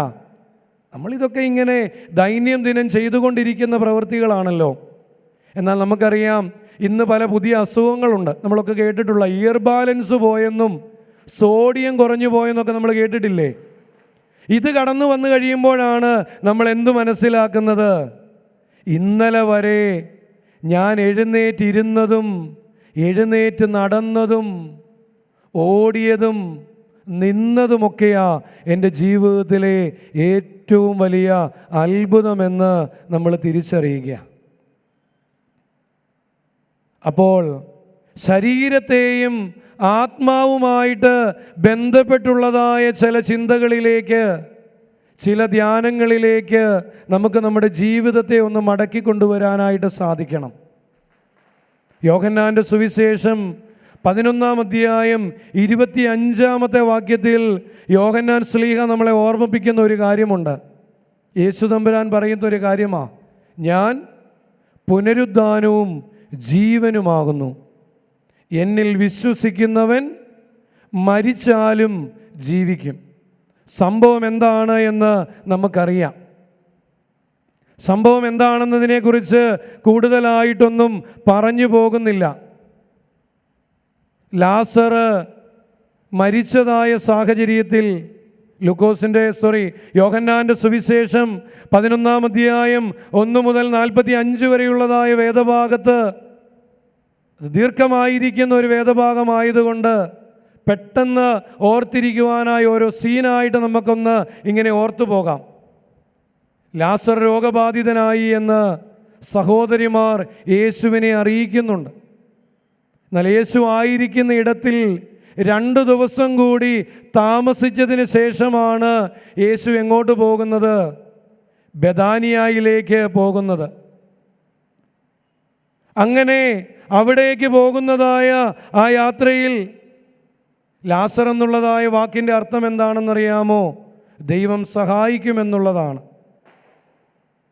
ദൈവത്തിൻ്റെ സഹായം കൃത്യമായിട്ട് ലഭിച്ചിരിക്കുന്നതായ ഒരു മനുഷ്യനാണ് എന്ന് ലാസറിൻ്റെ ജീവിതത്തിൽ കൂടെ തന്നെ നമുക്ക് മനസ്സിലാക്കാൻ സാധിക്കുന്നുണ്ട്. ലാസർ ജീവിതത്തിലേക്ക് അല്ലെങ്കിൽ ജീവനിലേക്ക് ഉള്ളതായ ഒരു മടങ്ങി വരവ് നമ്മൾ കാണുന്നുണ്ട്. യേശു കടന്നു വരുമ്പോൾ യേശുവിനെ സ്വീകരിക്കുവാനായിട്ട് ആര് കടന്നു ചെല്ലുന്നുണ്ട്? മാർത്ത കടന്നു ചെല്ലുന്നുണ്ട്. മാർത്ത എന്നിട്ട് എന്താണ് പറയുന്നത്? നീ ഇവിടെ ഉണ്ടായിരുന്നു എങ്കിൽ, നിന്റെ സാന്നിധ്യം ഇവിടെ ഉണ്ടായിരുന്നു എങ്കിൽ എൻ്റെ സഹോദരൻ മരിക്കുകയില്ലായിരുന്നു. യേശുവിൻ്റെ മറുപടി എന്താണെന്നേരം? യേശു വരാനായിട്ട് താമസിച്ചതിൻ്റെ കാര്യവും അതിലൂടെ തന്നെ കൃത്യമായിട്ട് പറയുന്നുണ്ട്. യേശു എന്താണ് മറുപടി പറയുന്നത്? ദൈവത്തിൻ്റെ മഹത്വം മറ്റുള്ളവർക്ക് അനുഭവവേദ്യമാക്കി തീർക്കുവാനാണ് ഈ രോഗത്തിൻ്റേതായിരിക്കുന്ന അവസ്ഥ. ദൈവനാമവും ദൈവപുത്രൻ്റെ നാമവും മഹത്വപ്പെടുവാനായിട്ടാണ് ഇങ്ങനെ സംഭവിച്ചത് എന്ന് അവിടെ വേദഭാഗത്തിൽ നമ്മൾ വായിക്കുന്നുണ്ട്. താൻ ജീവൻ നൽകുന്നവനാണ്. യോഹന്നാൻ്റെ സുവിശേഷം 10-ാം അധ്യായം 10-ാം വാക്യം, ഞാൻ വന്നത് എന്തിനു വേണ്ടിയാണ്? നിങ്ങൾക്ക് ജീവൻ ഉണ്ടാകേണ്ടതിനും അത് സമൃദ്ധിയായിട്ടുണ്ടാകേണ്ടതിനുമായിട്ടാണ് ഞാൻ വന്നിരിക്കുന്നത് എന്ന് തമ്പുരാൻ നമ്മളെ ഓർമ്മിപ്പിക്കുന്നുണ്ട്. ദൈവം ജീവൻ നൽകുന്നവനാണെന്നും ജീവൻ്റെ ഉറവിടമാണ് എന്നും നമ്മളവിടെ മനസ്സിലാക്കുന്നുണ്ട്. ലാസറിൻ്റെ ഉയർത്തെഴുന്നേൽപ്പ് യേശുവിൻ്റെ മഹത്വത്തിലേക്കും മഹത്വീകരിക്കത്തിലേക്കും പീഡാസഹനത്തിലേക്കും ഉയർത്തെഴുന്നേൽപ്പിലേക്കുമുള്ളതായ ഒരു എത്തിച്ചേരലായിട്ട് നമുക്കവിടെ കാണുവാനായിട്ട് സാധിക്കുന്നുണ്ട്. അതുകൊണ്ട് തന്നെ ലാസറിൻ്റെ മരണവും ഉയർപ്പും യേശുവിൻ്റെ മഹത്വത്തിൻ്റെ ഒരു പ്രത്യക്ഷീകരണമായിട്ട് നമുക്കവിടെ കാണുവാനായിട്ട് സാധിക്കുന്നു. ഇതാണ് ഇതിൻ്റെ ഒരു ബാക്ക്ഗ്രൗണ്ടായിട്ട് നമുക്ക് കാണുവാൻ സാധിക്കുന്നത്. തുടർന്ന് ശിഷ്യന്മാരും യേശുവും തമ്മിലുള്ളതായ ഒരു സംഭാഷണം തുടർന്ന് നമ്മളവിടെ കാണുന്നുണ്ട്. ബഥാനിയയിലേക്കുള്ളതായ ആ ഒരു യാത്ര ശിഷ്യന്മാർക്ക് അത്ര താല്പര്യമുള്ളതായ കാര്യമാണോ? ആണോ? അല്ല. കാരണം എന്താണ്? തൊട്ട് പിറകിലുള്ളതായ അധ്യായം നമ്മളൊന്ന് നോക്കിയാൽ മതി. യോഹന്നാൻ്റെ സുവിശേഷം 10-ാം അധ്യായം 39-ാമത്തെ വാക്യത്തിൽ നമ്മൾ കാണുന്നുണ്ട്, അവർ അവനെ പിന്നെയും പിടിപ്പാൻ നോക്കി. എറിയുവാനായിട്ട് കല്ലുകൾ എടുക്കുന്നതായ ആ ഒരു സംഭവമൊക്കെ ആ പിറവി കുരുടൻ്റെ സൗഖ്യവുമായിട്ട് ബന്ധപ്പെട്ട് നമ്മൾ കാണുന്നുണ്ട്. പ്രശ്നമുള്ള സ്ഥലത്തേക്ക്, പ്രതിസന്ധിയുള്ളതായ സ്ഥലത്തേക്ക് എന്തിനാണ് തിരികെ പോകുന്നത് എന്നുള്ളതായ ഒരു സംശയമാണ് ആര് ചോദിക്കുന്നത്? യേശുവിൻ്റെ ശിഷ്യന്മാർ ചോദിക്കുന്നത്. അതുകൊണ്ടാണ് ബഥാനിയയിലേക്കുള്ളതായ ആ യാത്ര അവർ ബുദ്ധിമുട്ടായിട്ട് കാണുന്നത്. അങ്ങനെ ശിഷ്യന്മാർ അല്പം അസ്വസ്ഥരായിരിക്കുമ്പോൾ യേശു അവരെ ബലപ്പെടുത്തിക്കൊണ്ട് പറയുന്നതായ ഒരു ചെറിയ പ്രസംഗമുണ്ട്. യോഹന്നാൻ്റെ സുവിശേഷം 11-ാം അധ്യായം 9-10 വാക്യങ്ങൾ. അത് നമ്മളുടെ മുമ്പിൽ വളിച്ചു കാണിക്കുന്നത് വെളിച്ചത്തെക്കുറിച്ച് യേശു പറയുന്നതായ ഒരു കാര്യമാണ്. വെളിച്ചത്തെക്കുറിച്ചും അന്ധകാരത്തെക്കുറിച്ചും പ്രകാശത്തെക്കുറിച്ചും തമ്പുരാൻ പറയുന്നുണ്ട്. പ്രകാശം കൂടെയുള്ളവൻ ഒരിക്കലും തട്ടി വീഴുന്നില്ല. തുടർന്ന് ഐ ആം സെയിങ് പറയുന്നത് പോലെ ഞാനാകുന്നു ലോകത്തിൻ്റെ പ്രകാശം.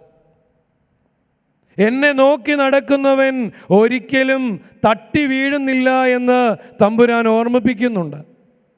ഇപ്രകാരം യേശു നടത്തുന്നതായ ആ ചെറിയ പ്രസംഗം കഴിഞ്ഞപ്പോൾ മോർ തോമാസ് ശ്ലീഹ അതീവ ധൈര്യത്തോടുകൂടി യേശുവിൻ അല്ലെങ്കിൽ തൻ്റെ കൂട്ടു ശിഷ്യന്മാരോട് പറയുന്ന ഒരു കാര്യവും നമ്മളവിടെ ശ്രദ്ധിക്കുന്നുണ്ട്. എന്താണ് പറയുന്നത്? നമുക്കും അവനോട് കൂടെ പോയി മരിക്കാം. നമുക്കും അവനോട് കൂടെ പോയി മരിക്കാം. ഒരുപക്ഷെ നിരാശയുടെ ഒരു കാര്യമായിട്ടൊന്നുമല്ല അവിടെ മോർ തോമാസ് ശ്ലീഹ അത് പറയുന്നത്. പിന്നെയോ ശിഷ്യത്വത്തിൻ്റെ വിപ്ലവാത്മകമായ ഒരു ചിന്ത. ഗുരു പോകുന്നിടത്തേക്ക്, ഗുരു തൻ്റെ ജീവിതത്തിലേക്ക് സ്വീകരിക്കുന്നതിനെ ആ പാതയിൽ ആ വിശ്വാസത്തോടെ വിശ്വസ്തയോടെ അന്ത്യം വരെ അനുഗമിക്കാമെന്നാണ് മോർ തോമാസ് ശ്ലീഹ പറയുന്നത്. ശിഷ്യന്മാരുടെ അസ്വസ്ഥത നാം കാണുന്നുണ്ട്. ആ അസ്വസ്ഥതയോട് ചേർന്ന് തന്നെയുള്ളതായ മോർ തോമാസ് ശ്ലീഹായുടെ പ്രതികരണത്തെയും നമ്മൾ കാണുന്നുണ്ട്. ഇതാണ് രണ്ടാമത്തെ സീൻ അവസാനിക്കുന്നത്. മൂന്നാമതായിട്ട് നമ്മൾ കാണുന്നത്, മൂന്നാമത്തെ സീനിൽ നമ്മൾ കണ്ടെത്തുന്നത് മാർത്തയും യേശുവും തമ്മിലുള്ളതായ ഒരു സംഭാഷണമാണ്. യേശു വരുന്നു എന്നറിഞ്ഞ് സ്വീകരിക്കുവാനായിട്ട് ചെല്ലുന്ന മാർത്തയെ നമ്മൾ കാണുന്നുണ്ട്. മാർത്ത ഓടി വരികയാണ്. മറിയം അപ്പോഴും ഇവിടെ തന്നെയായിരിക്കുന്നത്, ഭവനത്തിൽ തന്നെയായിരിക്കുന്നത്. ഒരു മരണഭവനത്തിൻ്റേതായിരിക്കുന്ന അവസ്ഥയിൽ ബന്ധുമിത്രാദികളൊക്കെയും കടന്നു വരുമ്പോൾ അവരോട് ചേർന്ന് ഭവനത്തിൽ നിന്ന് വെളിയിലേക്ക് പോകാതെ മറിയത്തെ നമ്മൾ കാണുന്നുണ്ട്. എന്നാൽ മാർത്ത യേശുവിൻ്റെ അടുക്കലേക്ക് കടന്നു വന്ന് യേശുവിലുള്ളതായി ഉറച്ച വിശ്വാസത്തെ അവിടെ പ്രഖ്യാപിക്കുകയാണ്. നീ ഇവിടെ ഉണ്ടായിരുന്നു എങ്കിൽ ഇത് സംഭവിക്കുകയില്ലായിരുന്നു. അതിനോട് ചേർന്ന് അവൾ വീണ്ടും പറയുകയാണ്, എങ്കിലും അവിടുന്ന് ചോദിക്കുന്നത് എന്തും ദൈവം നിനക്ക് നൽകുമെന്ന് എനിക്കറിയാമെന്ന് മാർത്ത വീണ്ടും തൻ്റെ വിശ്വാസത്തിൻ്റെ പ്രഖ്യാപനം നടത്തുകയാണ്. പിറവി കുരുടൻ്റെ ആ പ്രാർത്ഥനയെ ദൈവം കേട്ടതായിട്ട് നമ്മളിവിടെ കാണുന്നുണ്ട്. യേശു നൽകുന്ന മറുപടി എന്താണ്? നീ വിശ്വസിക്കുക എന്നാണ് അവൾ പറയുന്നത്. യേശു അവളോട് പറയുകയാണ്, നീ വിശ്വസിക്കുക, അവൻ ഉയർത്തെഴുന്നേൽക്കുമെന്ന് യേശു ഉറപ്പിച്ചു പറയുന്നു. ഇവിടെയാണ് യോഹന്നാൻ്റെ സുവിശേഷത്തിൽ നമ്മൾ കാണുന്നതായ ഒരു ദ്വയാർത്ഥത്തെയും പ്രയോഗത്തെയും കൂടി നമുക്കിവിടെ കാണുന്നുണ്ട്. ശമരിയ സ്ത്രീയോട് പറയുന്നത് പോലെ ജലം, ജീവൻ്റെ ജലം. നിക്കോദീമോസിനോട് പറയുന്നത് പോലെ ജനനം, വീണ്ടും ജനനം. അതുപോലെ യേശു ആ ഉദ്ധാനത്തെക്കുറിച്ചും അവിടെ പറയുന്നുണ്ട്. എന്താണ് പറയുന്നത്? ലോകപ്രകാരമുള്ളതായ ഒരു മരണത്തെക്കുറിച്ചോ ഒരു ഉയർത്തെഴുന്നേൽപ്പിനെക്കുറിച്ചോ ആത്മീയമായ ജീവിതത്തിലായിരിക്കുന്ന മാർത്ത ഇത് മനസ്സിലാക്കി അവൾ പറയുന്നത് എന്താണ്? അന്തിമ ദിവസത്തിൽ അവൻ ഉയർക്കുമെന്ന് എനിക്കറിയാം. എന്നാൽ യേശു അവിടെ എന്താണ് മാർത്തയോട് പറയുന്നത്? ആത്മീയമായ നിലയിലുള്ള അവളുടെ വളർച്ചയെക്കുറിച്ചല്ല പറയുന്നത്. പിന്നെയോ ക്രിസ്തു ഐ ആം സെയിങ്, ഞാനാകുന്നു എന്ന് പറഞ്ഞുകൊണ്ട് മാർത്തയോട് പറയുകയാണ്. എന്താണ് പറയുന്നത്? ഞാനാകുന്നു പുനരുദ്ധാനവും ജീവനും. ദൈവത്തിൻ്റെ പുത്രന് ജീവൻ നൽകുവാനും ഉയർപ്പിക്കുവാനും അധികാരമുണ്ട്, കഴിവുണ്ട്. എന്തെന്നാൽ ഇവൻ ദൈവമാണ്, ദൈവപുത്രനാണ്. ഇവിടെ മാർത്തയിലൂടെ ദൈവീക പ്രകൃതിയെക്കുറിച്ച് പ്രഖ്യാപിക്കുന്നതായിട്ട് നാം കാണുന്നുണ്ട്. ദൈവത്തിൻ്റെ പുത്രനാണ്. നീ ദൈവത്തോട് ചോദിക്കുമ്പോൾ അത് ദൈവം നിനക്ക് സാധിച്ചു നൽകുമെന്ന്, ചോദിക്കുന്ന എന്തും അവിടുന്ന് നൽകുമെന്നും ഞാൻ ഉറച്ചു വിശ്വസിക്കുന്നു എന്ന് അവൾ പറയുന്നുണ്ട്. ഉവ്വ് കർത്താവേ, ഞാൻ വിശ്വസിക്കുന്നു. മാർത്ത തുടർന്ന് യേശുവിനെക്കുറിച്ച് 3 പ്രഖ്യാപനങ്ങളാണ് നടത്തുന്നത്. എന്തൊക്കെയാണെന്നറിയാമോ? നീ ദൈവത്തിൻ്റെ പുത്രനാണ്. രണ്ടാമതായിട്ട് അവൾ പറയുകയാണ്, നീ ലോകത്തിലേക്ക് വരുവാൻ ഇരുന്നവനാണ്. മൂന്നാമതായിട്ട് അങ്ങ് പറയുകയാണ്, അങ്ങ് മശിഹായാണ് എന്ന് ഞാൻ ഉറച്ചു വിശ്വസിക്കുന്നു. 3 പ്രഖ്യാപനങ്ങളാണ്, ദൈവീകമായിരിക്കുന്ന 3 പ്രഖ്യാപനങ്ങളാണ് അവിടെ നിന്നുകൊണ്ട് മാർത്ത നിർവഹിക്കുന്നത്. 4-ാമത്തെ സീനിൽ നാം കാണുന്നത് യേശു ലാസറിൻ്റെ ഭവനത്തിൽ വിലപിക്കുന്നതായ ആളുകളുമായി നടത്തുന്ന ഒരു കൂടിക്കാഴ്ചയാണ്. ലാസറിനെ പ്രതി ഒരുപാട് വ്യക്തികൾ അവിടെ വിലപിക്കുന്നുണ്ട്.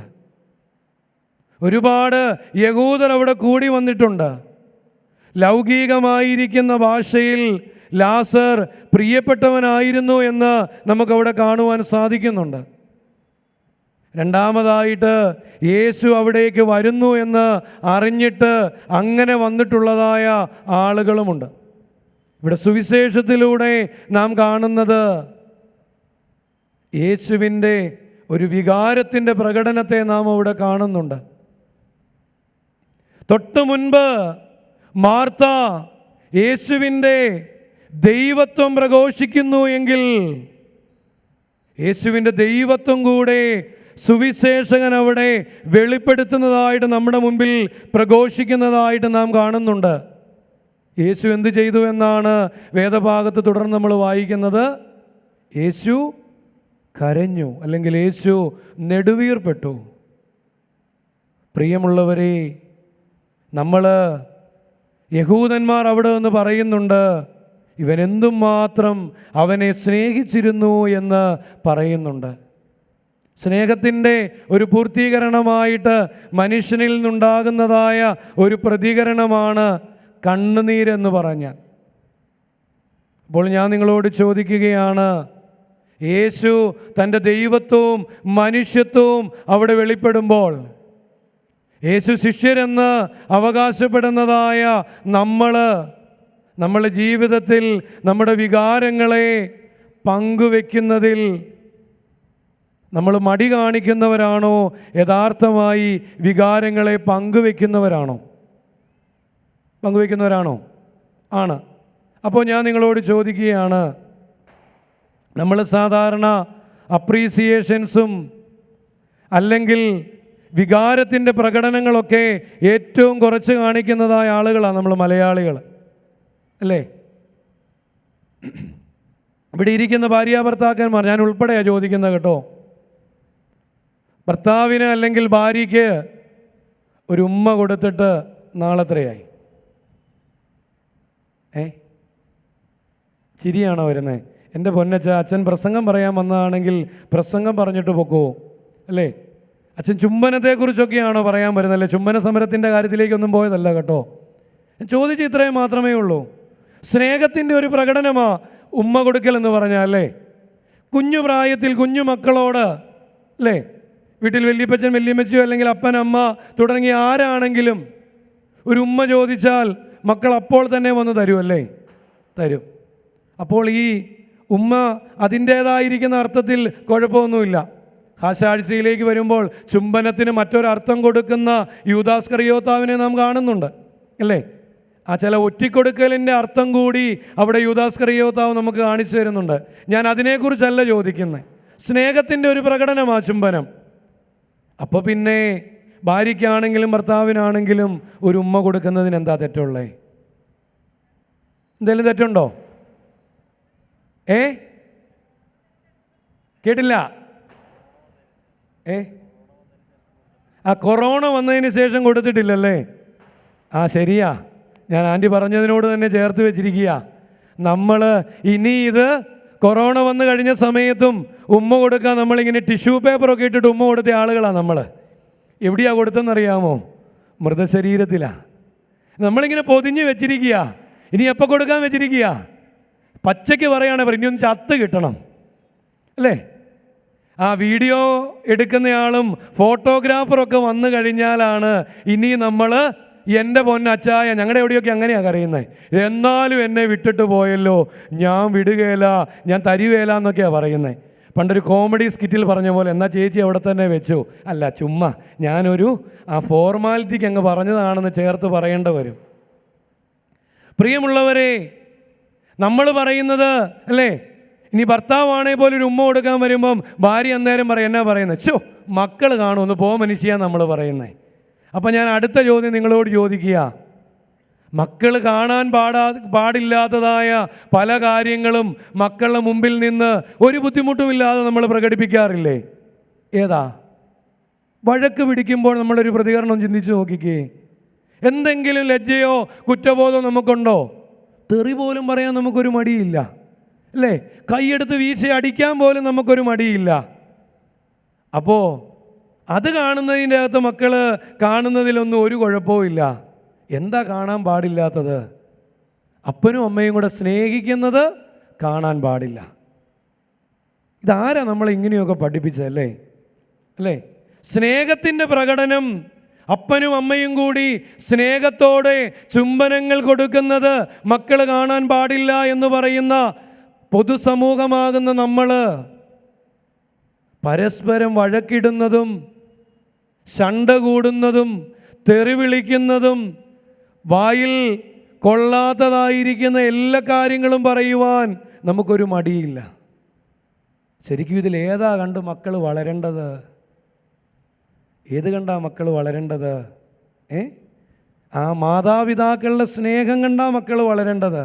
ഞാനിവിടെ സാന്ദർഭികമായിട്ടൊന്ന് പറഞ്ഞു പോയി എന്ന് മാത്രമേ ഉള്ളൂ. നമ്മുടെ തമ്പുരാൻ അവന് മാനുഷികമായിരിക്കുന്ന വികാരമുണ്ടായപ്പോൾ അവൻ കരഞ്ഞവനാ. നമ്മൾ പക്ഷേ നമ്മളെ മക്കളെയൊക്കെ അല്ലേ, ആൺപിള്ളാരൊക്കെ നിന്ന് കരഞ്ഞു കഴിഞ്ഞാൽ നമ്മൾ എന്നെ അന്നേരം പറയാറുള്ളേ, ചോ നീ ഒരു ചെറുക്കൻ കൊച്ചല്ലേടാ, നീ നിന്ന് കരയാവോ എന്നാ ചോദിക്കുന്നേ അല്ലേ? അപ്പോൾ അതിൻ്റെ അർത്ഥത്തിൽ നിന്ന് ആ കൊച്ചിൻ്റെ ഹൃദയത്തിലേക്ക് അല്ലെങ്കിൽ അവൻ്റെ ഒരു ബോധതലത്തിലേക്ക് വരുന്നതായ ഒരു ചിന്ത എന്താണ്? ആൺകുട്ടികൾ കരയാൻ പാടില്ല. അപ്പോൾ പിന്നെ ആരാ കരയേണ്ടത്? പെൺകുട്ടികൾ എന്ത് സംഭവിച്ചാലും അപ്പോൾ തന്നെ നിന്ന് വാവിട്ട് കരഞ്ഞോണം. സമൂഹം പഠിപ്പിക്കുന്ന ചില പാഠങ്ങളാണ്. സങ്കടമുണ്ടാകുമ്പോൾ കരയുവാനും സന്തോഷമുണ്ടാകുമ്പോൾ ചേർന്ന് ചിരിക്കുവാനും സന്തോഷിക്കുവാനും നമുക്ക് സാധിക്കട്ടെ. ഒന്ന് വെറുതെ ചിന്തിച്ചു നോക്കിക്കേ. അഭിനന്ദിക്കുന്ന കാര്യത്തിൽ നമ്മൾ പിശുക്ക് കാണിക്കുന്ന ആളുകളല്ലേ? സ്കൂളിൽ പഠിപ്പിക്കുന്നതുകൊണ്ട് തന്നെ പറയുക കേട്ടോ. നമ്മുടെ പല മക്കളെയും കൗൺസിലിംഗ് ഒക്കെ ആയിട്ട് ബന്ധപ്പെട്ട് വരുമ്പോൾ ഇവർ പറയുന്നൊരു കാര്യമുണ്ട്, എൻ്റെ അച്ഛ അല്ലെങ്കിൽ എൻ്റെ സാറേ എന്നെ ആയിട്ട് വീട്ടിലോട്ട് ചെന്നിട്ടുണ്ടല്ലോ ഒരു കാര്യവുമില്ല. അത് ഞാനൊരു ഉദാഹരണം പറയാം. 50-ൽ 40 മാർക്കുമായിട്ട് വീട്ടിലേക്ക് കയറി വരുന്ന ഒരു കൊച്ചിനെ നാം എങ്ങനെയാണ് സ്വീകരിക്കുന്നേ? സന്തോഷത്തോടു കൂടിയാണോ? ഒന്നുമല്ല. ഇവിടെ ഇരിക്കുന്ന പള്ളിയുടെ അങ്കണത്തിലിരിക്കുമ്പോൾ നമ്മൾ പറയും, വീട്ടിലായിരിക്കുമ്പോൾ നമ്മൾ ചോദിക്കുന്നത് എന്താണെന്നറിയാവോ? പോയ 10 മാർക്ക് എന്ത് ചെയ്യടാ നമ്മൾ ആദ്യം ചോദിക്കുന്നേ അല്ലേ? നമ്മളന്നേരം പറയുന്ന ഒരു ഉപമയുണ്ട്, അച്ഛാ ഞങ്ങൾ നഷ്ടപ്പെട്ടു പോയ ആടിൻ്റെ ഉപമയെ ഞങ്ങൾ കുറച്ചുകൂടെ പ്രാധാന്യത്തോടെ കാണുന്നവരാ. അതുകൊണ്ട് നഷ്ടപ്പെട്ടു പോയതിനെ ഓർത്ത് ഞങ്ങൾ വേവലാതിപ്പെടാറുണ്ട്. പ്രിയമുള്ളവരെ, നഷ്ടപ്പെട്ടതിനെ ഓർത്ത് നിങ്ങൾ വേവലാതിപ്പെട്ടോ? പക്ഷേ കിട്ടിയ 40ൻ്റെ പേരിൽ ആദ്യം ആ കുഞ്ഞിനെ ഒന്ന് അഭിനന്ദിക്കാൻ തയ്യാറാകുന്നുണ്ടോ എന്ന് നമ്മൾ വെറുതെ ഒന്ന് ചിന്തിക്കണം. അഭിനന്ദനത്തിൻ്റെ ബാക്കിയായിട്ട് നഷ്ടപ്പെട്ടതിനെക്കുറിച്ചൊക്കെ നിങ്ങളൊന്ന് ചോദിച്ചു തുടങ്ങിക്കോ, ഒരു കുഴപ്പമില്ല.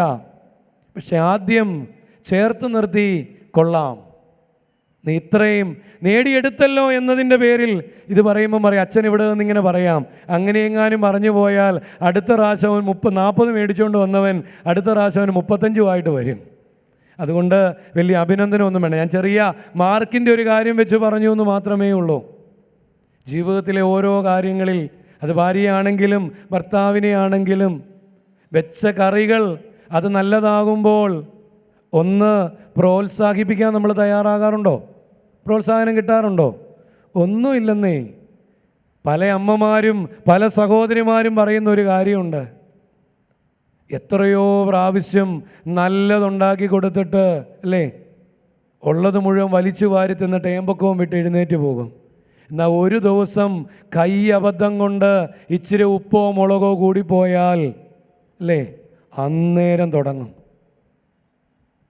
കൂടിപ്പോയതിനെ നമുക്ക് വിമർശിക്കാൻ അവകാശമുണ്ടെന്ന്, എടി ഇന്ന് ഇതിച്ചിരിയൊക്കെ കൂടിപ്പോയി കേട്ടോ, ഇങ്ങനെയൊന്ന് പറഞ്ഞാൽ മതി. എന്നാലും കഴിഞ്ഞ ദിവസം നീ ആ വെച്ച കറിയുണ്ടല്ലോ അതായിരുന്നു നല്ലത് അല്ലേ? മാനുഷികമായിരിക്കുന്ന രീതിയിൽ അല്ലേ അവൻ്റെ ദൈവത്വം വെളിപ്പെടുന്നതായ സമയത്ത് തന്നെ മാനുഷികമായിട്ട് അവൻ്റെ കരച്ചിലുകൾ ലോകത്തോട് അവൻ വിളിച്ചു പറയുകയാണ്, ഇവർ എനിക്ക് പ്രിയപ്പെട്ടവരായിരുന്നു.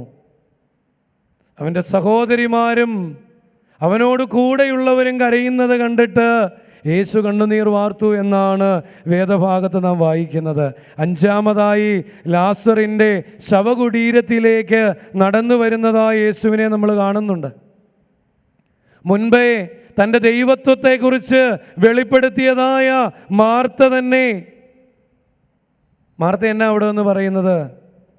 ആ കല്ല് മാറ്റുക എന്ന് യേശുവിൻ്റെ 3 പ്രഖ്യാപനങ്ങളാണ് അവിടെ നമ്മൾ കാണുന്നത്. എന്തൊക്കെയാണെന്നറിയാമോ? കല്ല് മാറ്റുക ഒന്നാമതായിട്ട് അതാ നടത്തുന്നേ. മാർത്ത അന്നേരം എന്നാ മറുപടി പറയുന്നേ? കർത്താവേ 4 ദിവസമായി. എന്താ ഈ 4 ദിവസത്തിൻ്റെ പ്രത്യേകത? യഹൂദന്മാരുടെ ഒരു വിശ്വാസവുമായിട്ട് അതിനൊരു ബന്ധമുണ്ട്. മരിച്ച് 3 ദിവസം വരെയും അവർ വിശ്വസിക്കുന്നത് ആത്മാവിന് താൻ നഷ്ടപ്പെട്ട അല്ലെങ്കിൽ താൻ വിട്ടുപോകുന്നതായ ഭവനത്തിലേക്കുള്ള തിരികെ വരാനുള്ളതായ ഒരു ചില സാധ്യതകളുണ്ട് എന്നാണ് പറയുന്നത്. ഒരു മടങ്ങി വരവിനുള്ളൊരു സാധ്യതയുണ്ട്. എന്നാൽ 3 ദിവസം കഴിഞ്ഞ് 4ാമതാകുമ്പോൾ ആ മൃതശരീരത്തിൻ്റെ അവസ്ഥകൾക്ക് മാറ്റമുണ്ടാകും അല്ലേ? ആ മൃതശരീരത്തിൻ്റെ സ്വഭാവത്തിന് വ്യത്യാസമൊക്കെ ഉണ്ടായി തുടങ്ങും. നിറം മാറും, അഴുകുവാനായിട്ട് തുടങ്ങും. അതുകൊണ്ടാണ് മാർത്ത പറയുന്നത്, കർത്താവേ 4 ദിവസമായി. അപ്പോഴും യേശു പറയുന്നതായ 3 കമാൻഡ്സ് അല്ലെങ്കിൽ 3 ഓർഡേഴ്സ് എന്തൊക്കെയാണ്? കല്ലെടുത്ത് മാറ്റുക. രണ്ടാമതായിട്ട് എന്താണ് പറയുന്നത്? ലാസറേ പുറത്തു വരിക. മൂന്നാമതായിട്ട് യേശു പറയുന്ന കാര്യം എന്താണ്? അവൻ്റെ കെട്ടുകൾ അഴിച്ചുവിടുക. 2 കാര്യങ്ങൾ, ആദ്യത്തേതും ഒന്നാമത്തേതും മൂന്നാമത്തേതും മനുഷ്യൻ്റെ ഇടപെടലിനെ കുറിച്ചാണ് പറയുന്നത്. രണ്ടാമതായിട്ട് പറയുന്നത് പിതാവിൻ്റെ സഹായം അഭ്യർത്ഥിച്ചുകൊണ്ട് ദൈവത്തിൻ്റെ അത്ഭുത പ്രവൃത്തിക്ക് വേണ്ടി ലാസറേ പുറത്തു വരിക എന്ന് തന്നെയാണ് അവനോട് പറയുന്നത്. പ്രിയമുള്ളവരെ, ഈ ഒരു ചിന്തയിലൂടെ നമ്മളെ ഓർമ്മിപ്പിക്കുന്നതായ ഒരു കാര്യം ഇത്രയും മാത്രമേ ഉള്ളൂ. ദൈവത്തിൻ്റെ പ്രവൃത്തികൾ നടക്കുവാനായിട്ട് മനുഷ്യൻ്റെ ചില ഇടപെടലുകളും ചില ഇടങ്ങളിലൊക്കെ ആവശ്യമാണ്. അതുകൊണ്ടാണ് പിറവി കുരുടനെ യേശു സൗഖ്യം കൊടുക്കുവാനായിട്ട് അവനെ വിളിച്ച് നിലത്ത് തുപ്പി ആ തുപ്പൽ കൊണ്ട് മണ്ണ് കുഴച്ച് അവൻ്റെ കണ്ണിൽ തൂത്തിട്ട് അവനോട് എന്നാ പറയുന്നേ? നീ പോയി ശീലോഹാമിലെ കുളത്തിൽ പോയി കഴുതുക. എന്നാ അവിടെ നിന്നുകൊണ്ട് വേണേ ആ മനുഷ്യന് സൗഖ്യം കൊടുക്കാൻ പാടില്ലായിരുന്നോ? ഒരു സംശയവും ഇല്ല, അവന് കണ്ണിന് കാഴ്ച കിട്ടിയേനെ. പക്ഷേ മനുഷ്യരുടേതായിരിക്കുന്ന ചില ഇടപെടലുകളെ യേശു അവിടെ നമ്മളെ ഓർമ്മിപ്പിക്കുന്നുണ്ട്.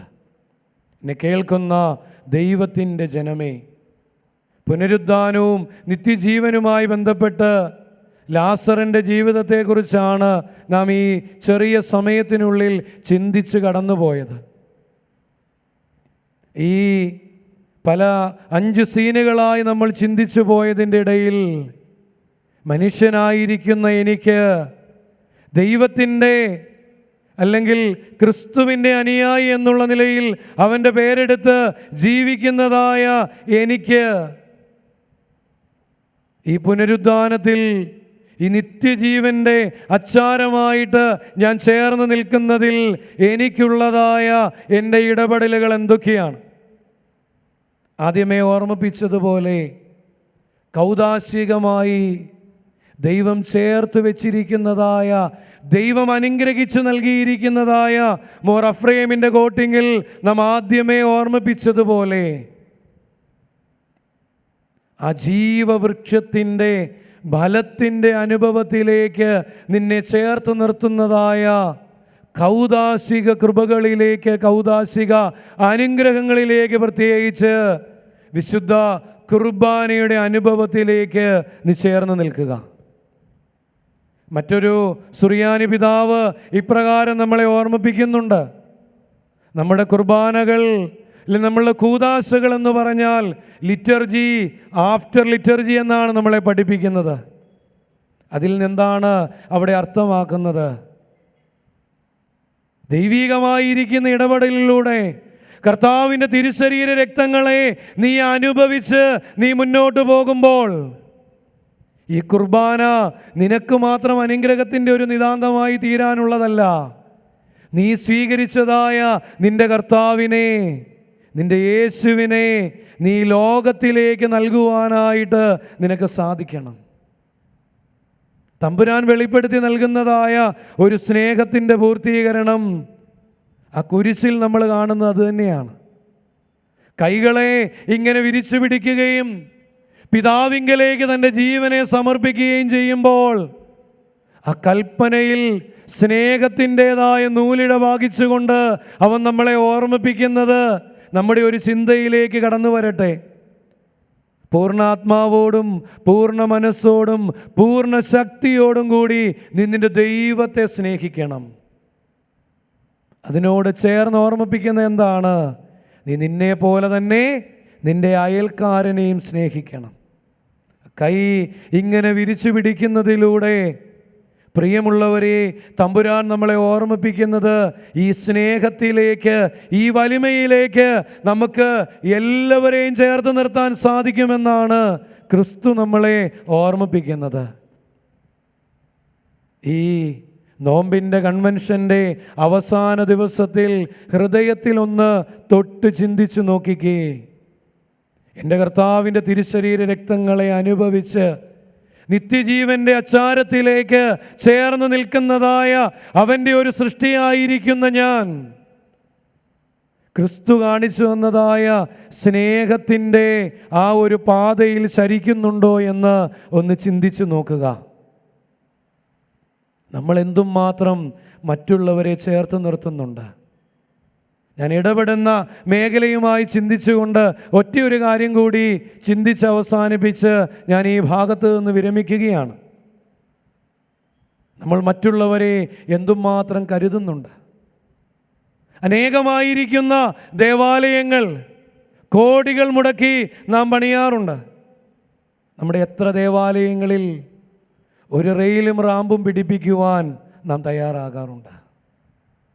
നമ്മുടെ എത്ര ദേവാലയങ്ങളിൽ നമ്മൾ ഒരു ഡിഫറൻ്റ്ലി ഏബിൾ അല്ലെങ്കിൽ ഡിസബിലിറ്റി ഫ്രണ്ട്ലി ആയിരിക്കുന്ന ഒരു ബാത്റൂം നമ്മൾ എവിടെ കെട്ടുന്നുണ്ട്? ഞാനിങ്ങനെ തമാശയ്ക്ക് കൺവെൻഷൻ പ്രസംഗത്തിനൊക്കെ പോകുന്ന ഒരു സമയത്ത് പറയുന്ന ഒരു കാര്യമുണ്ട്. ഞങ്ങളുടെ ഈ പള്ളികളുമൊക്കെ ആയിട്ട് ബന്ധപ്പെട്ടുള്ളൊരു കാര്യമാണ് കേട്ടോ. ഈ അടുത്ത നാളിലാണ് ഞങ്ങളുടെ പല പള്ളിയിലെ ഭരണക്കാർക്കും ഒരു തിരിച്ചറിവുണ്ടായത്. എന്നാണെന്നറിയാമോ? നമ്മുടെ അമ്മമാരും സഹോദരിമാരുമൊക്കെ മുല കൊടുപ്പിക്കുന്നവരാണ് എന്നുള്ളത് ഈ അടുത്ത നാളിലാണ് പലർക്കും ഒരു ബോധ്യം ഉണ്ടായത്. കാരണം എന്നാണെന്നറിയാമോ? ഏകദേശം ഒരു 5 വർഷത്തോളമൊക്കെ ആയുള്ളൂ ഞങ്ങളുടെയൊക്കെ പല പള്ളികളിലും ഫീഡിങ് റൂമുകളൊക്കെ തുടങ്ങിയിട്ട്. അപ്പോൾ ഒന്ന് ചിന്തിച്ച് നോക്കി, അച്ഛനായിക്കൊണ്ട് തന്നെ ഞാൻ പറയുക കേട്ടോ, ഒന്ന് ചിന്തിച്ച് നോക്കി. അപ്പോൾ ഇതിനു മുൻപ് ഈ അമ്മമാർ ഈ സഹോദരിമാരുമൊക്കെ ഞാൻ ഉൾപ്പെടുന്നതായ ഓരോരുത്തരും ഓരോരുത്തർക്കും ഈ സ്തന്യം എവിടെ നിന്നാണ് കൊടുത്തുകൊണ്ടിരുന്നേ? നമ്മളെ ബാധിക്കുന്നില്ല അല്ലേ? പൊതുവിനെ ബാധിക്കാത്തതൊന്നും നമ്മളെ ബാധിക്കാറില്ല. അതുകൊണ്ടാണല്ലോ നമ്മൾ പലരെയും ഇങ്ങനെ പാർശ്വവൽക്കരിച്ച് മാറ്റി നിർത്തിയിരിക്കുന്നത്. പൊതുസമൂഹത്തിനെ ബാധിക്കുന്നത് മാത്രമാണ് നമ്മളുടെ കൺസേൺ ആയിരിക്കുന്ന കാര്യങ്ങൾ. പക്ഷെ ഇന്നിപ്പോൾ കാര്യത്തിന് ചെറിയ വ്യത്യാസമൊക്കെ ഉണ്ടായി തുടങ്ങിയിട്ടുണ്ട് കേട്ടോ. പഞ്ചായത്തിൽ നിന്നൊക്കെ പല കെട്ടിടങ്ങൾക്കും നമ്പരിട്ട് കിട്ടണമെങ്കിൽ അതിൽ കൃത്യമായ നോംസ് ആൻഡ് കണ്ടീഷൻസ് എഴുതി വെച്ചതിൻ്റെ പേരിൽ പലരും റെയിലും റാമ്പും ഒക്കെ നിർമ്മിക്കാൻ തുടങ്ങി. ഡിഫറൻ്റ്ലി അല്ലെങ്കിൽ ഡിസേബിൾഡ് ഫ്രണ്ട്ലി ബാത്റൂമുകളൊക്കെ നിർമ്മിക്കാൻ തുടങ്ങി. പ്രിയമുള്ളവരെ, സമൂഹത്തിലെ പൊതുവിനെ മാത്രം ലക്ഷ്യം വെച്ചല്ല നമ്മൾ ജീവിക്കേണ്ടത്. അനാഥരും വിധവകളും ഈ സമൂഹത്തിൽ നിന്ന് പാർശ്വവൽക്കരിക്കപ്പെട്ടവരായിരിക്കുന്ന ഭിന്നശേഷിക്കാരുമൊക്കെ ഉൾപ്പെടുന്നതാണ് ഈ സമൂഹം. അവരെയും കൂടി ചേർത്ത് നിർത്തുമ്പോഴാണ് പുനരുദ്ധാനത്തിലേക്കും നിത്യജീവനിലേക്കുമൊക്കെ നമുക്കും ചേർന്ന് നിൽക്കുവാനായിട്ട് സാധിക്കുന്നത്. അതുകൊണ്ട് ഞാനാകുന്നു പുനരുദ്ധാനവും ജീവനുമെന്ന് അരുളി ചെയ്തതായ യേശുവിൻ്റെ പാതയിൽ ഞാനും നീയും സഞ്ചരിക്കുന്നുണ്ട് എങ്കിൽ മക്കളെയും നമ്മുടെ തലമുറകളെയും ദേവാലയത്തോടും ബലിപീഠത്തോടും ബന്ധിപ്പിച്ച് ജീവിക്കുവാനായിട്ട്, അതിനോട് ബന്ധപ്പെടുത്തി വളർത്തുവാനായിട്ട് നമുക്ക് സാധിക്കട്ടെ. രണ്ടാമതായി, മറ്റുള്ളവരെയും ദൈവത്തിൻ്റെ സ്നേഹത്തിലേക്ക് ചേർത്ത് നിർത്തുന്നവരാക്കി തീർക്കുവാൻ ദൈവത്തിൻ്റെ പരിശുദ്ധാത്മാവ് എന്നെയും നിന്നെയും സഹായിക്കട്ടെ എന്ന് ഓർമ്മിപ്പിച്ചുകൊണ്ട് ഒരു നിമിഷം നമ്മുടെ കണ്ണുകളെ അടച്ചുകൊണ്ട് നമുക്കെല്ലാവർക്കും അറിയാവുന്ന പാട്ടിൻ്റെ ഈരടിയെ ചേർന്ന് പാടാം. സ്നേഹത്തിലൂടെയെല്ലാം കാണുവാൻ, ദൈവസ്നേഹത്തിൽ തന്നെയെല്ലാം ചെയ്യുവാൻ, എന്നിൽ നിൻ സ്വഭാവം പകരണമേ, ദിവ്യ തേജസ്സാൽ എന്നെ നിറയ്ക്കണമേ, എന്നിൽ നിൻ സ്വഭാവം പകരണമേ, ദിവ്യ തേജസ്സാൽ എന്നെ നിറയ്ക്കണമേ. എല്ലാം അങ്ങേ മഹത്വത്തിനായി, എല്ലാം അങ്ങേ പുകഴ്ചയ്ക്കുമായി തീർന്നിടേണമേ പ്രിയനേ. തിരുനാമമുയർന്നിടട്ടെ, തീർന്നിടേണമേ പ്രിയനേ.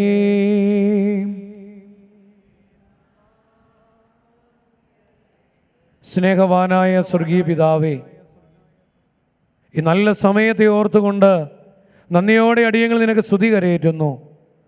നാഥാ, നിൻ്റെ ഈ ആലയത്തിൽ, ഈ ആലയത്തിൻ്റെ അങ്കണത്തിൽ നിൻ്റെ ദിവ്യ സ്നേഹത്തിലേക്ക്, നിൻ്റെ കരുതലിൻ്റെ ഈ കൂട്ടായ്മയിലേക്ക്, നിൻ്റെ ഈ സ്നേഹത്തിൻ്റെ തണലിലേക്ക് അടിയങ്ങളെ ചേർത്ത് നിർത്തിയ വലിയ കൃപയ്ക്കായിട്ട് നന്ദിയോടെ അടിയങ്ങൾ നിനക്ക് സ്തുതി കരയേറ്റുന്നു. നാഥാ, കഴിഞ്ഞ 4-5 ദിവസങ്ങളിലായിട്ട് അടിയങ്ങൾ ഒരുമിച്ച് ചേർന്ന് നിന്നെ പാടി സ്തുതിക്കുവാനും നിന്റെ ജീവനുള്ളതായ വചനങ്ങളെ ധ്യാനിക്കുവാനും അവിടുന്ന് അടിയങ്ങളെ ജീവിതത്തിൽ നൽകിയ കൃപയെ ഓർത്തുകൊണ്ട് നന്ദിയോടെ അടിയങ്ങൾ നിനക്ക് സ്തുതി കരയേറ്റുന്നു. നാഥാ, ഈ കൂടി വരവ് ഞങ്ങൾക്ക് അനുഗ്രഹത്തിന് മുഖാന്തരമാക്കി തീർക്കണമേ എന്ന് പ്രാർത്ഥിക്കുന്നു. നിന്റെ സ്നേഹത്തിലേക്ക് അടിയങ്ങളെ ചേർത്ത് നിർത്തുവാനായിട്ട് അടിയങ്ങൾ പ്രാർത്ഥിക്കുന്നു. ദൈവമായ കർത്താവേ, പരിശുദ്ധ സഭകളെ സ്നേഹത്തിൻ്റെ കൂട്ടായ്മയിൽ ചേർത്ത് നിർത്തുന്ന നിഖ്യ വിശ്വാസ പ്രമാണത്തിൻ്റെ ഏടുകളെക്കുറിച്ച് ധ്യാനിക്കുവാൻ സർവശക്തനെ നീ അടിയങ്ങളുടെ ജീവിതത്തിൽ നൽകിയ കൃപയ്ക്കായിട്ട് നിന്നെ നന്ദിയോടെ അടിയങ്ങൾ നിനക്ക് സ്തുതി കരയേറ്റുന്നു. പുനരുദ്ധാനത്തെയും നിത്യജീവനെയും കുറിച്ച് ഞങ്ങൾക്ക് ധ്യാനിക്കുവാൻ അവിടുന്ന് കൃപ നൽകി. വിശുദ്ധ കുർബാനയാകുന്ന കൂദാശയിലൂടെ നാഥാ, ആ പുനരുദ്ധാനത്തിൻ്റെ നിത്യജീവൻ്റെ നീ കടന്നു വന്നത് ഞങ്ങൾക്ക് ജീവൻ ഉണ്ടാകേണ്ടതിനും അത് സമൃദ്ധിയായിട്ടുണ്ടാകേണ്ടതിനുമായിട്ടാണ് എന്ന് നീ അടിയങ്ങളെ ഓർമ്മിപ്പിച്ചു. ദൈവമേ, ഈ ചിന്തകൾ സമൃദ്ധമായ ജീവിതത്തിലേക്ക് അടിയങ്ങളെ ചേർത്ത് നിർത്തണമേ. യോഹന്നാന്റെ സുവിശേഷം 3-ാം അധ്യായം 16-ാമത്തെ തിരുവചനത്തിലൂടെ നീ ഞങ്ങളെ ഓർമ്മിപ്പിക്കുന്നുണ്ട്.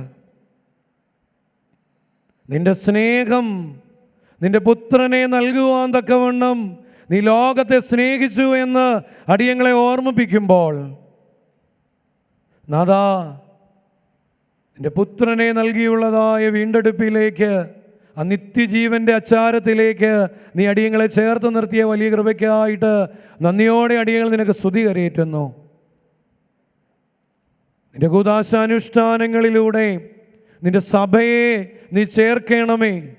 നിന്റെ സ്നേഹത്തിലേക്ക് നിന്റെ സഭാമക്കളെ ചേർത്ത് നിർത്തണമേ. നിന്റെ കൂദാശാനുഭവങ്ങളിലൂടെ അടിയങ്ങൾ പ്രാപിച്ചതായ ആ സ്നേഹത്തെ ഈ ലോകത്തിലേക്ക് സമസൃഷ്ടികളിലേക്ക് വലിമപ്പെടുത്തി നിന്റെ നാമമഹത്വത്തിൻ്റെ നല്ല സുവിശേഷവാഹകരായിട്ട് അടിയങ്ങളെ ചേർത്ത് നിർത്തുവാൻ ഈ കൂടി വരവ് ഞങ്ങളെ സഹായിക്കണമേ എന്ന് പ്രാർത്ഥിക്കുന്നു.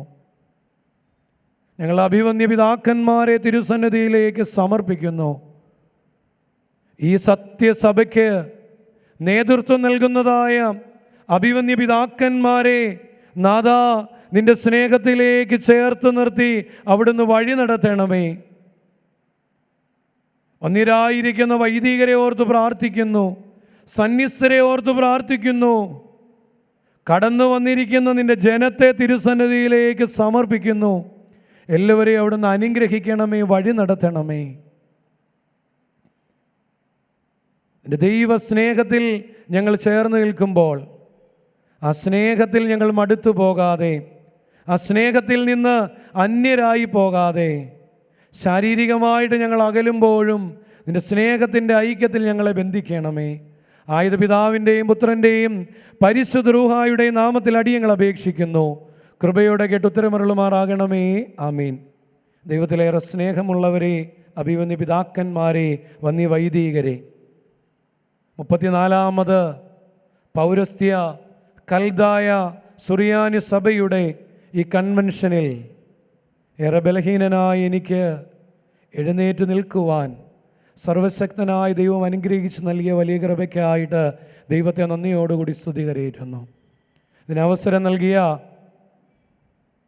അഭിവന്യ പിതാക്കന്മാരോടും വന്യ വൈദികരോടും ഈ കൺവെൻഷൻ സംഘത്തിൻ്റെ ആ എല്ലാ ഭാരവാഹികളോടും ഉള്ള നന്ദിയും സ്നേഹവും അറിയിച്ചുകൊണ്ട് നിങ്ങളെ വിലയേറിയ പ്രാർത്ഥനയിൽ ബലഹീനനായി ഞങ്ങളെയും ഓർത്ത് പ്രാർത്ഥിക്കണമേ എന്ന് ഓർമ്മിപ്പിച്ചുകൊണ്ട് നിർത്തുന്നു.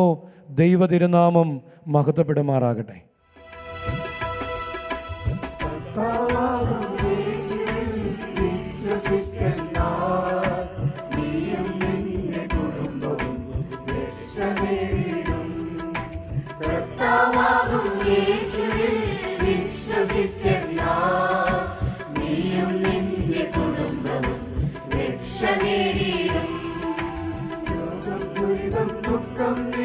ഭവനത്തിൽ നിറയുമ്പോൾ കലഹത്തിൻ തിരമാലകൾ നിന്നുടെ ഭവനത്തിൽ ഉയരുമ്പോൾ, രോഗം ദുരിതം ദുഃഖം നിന്നുടെ ഭവനത്തിൽ നിറയുമ്പോൾ കലഹത്തിൻ തിരമാലകൾ നിന്നുടെ ഭവനത്തിൽ ഉയരുമ്പോൾ, കർത്താവാകും യേശുവിൽ വിശ്വസിച്ചെന്നാൽ നീയും നിന്റെ കുടുംബവും രക്ഷ നേടിയിടും.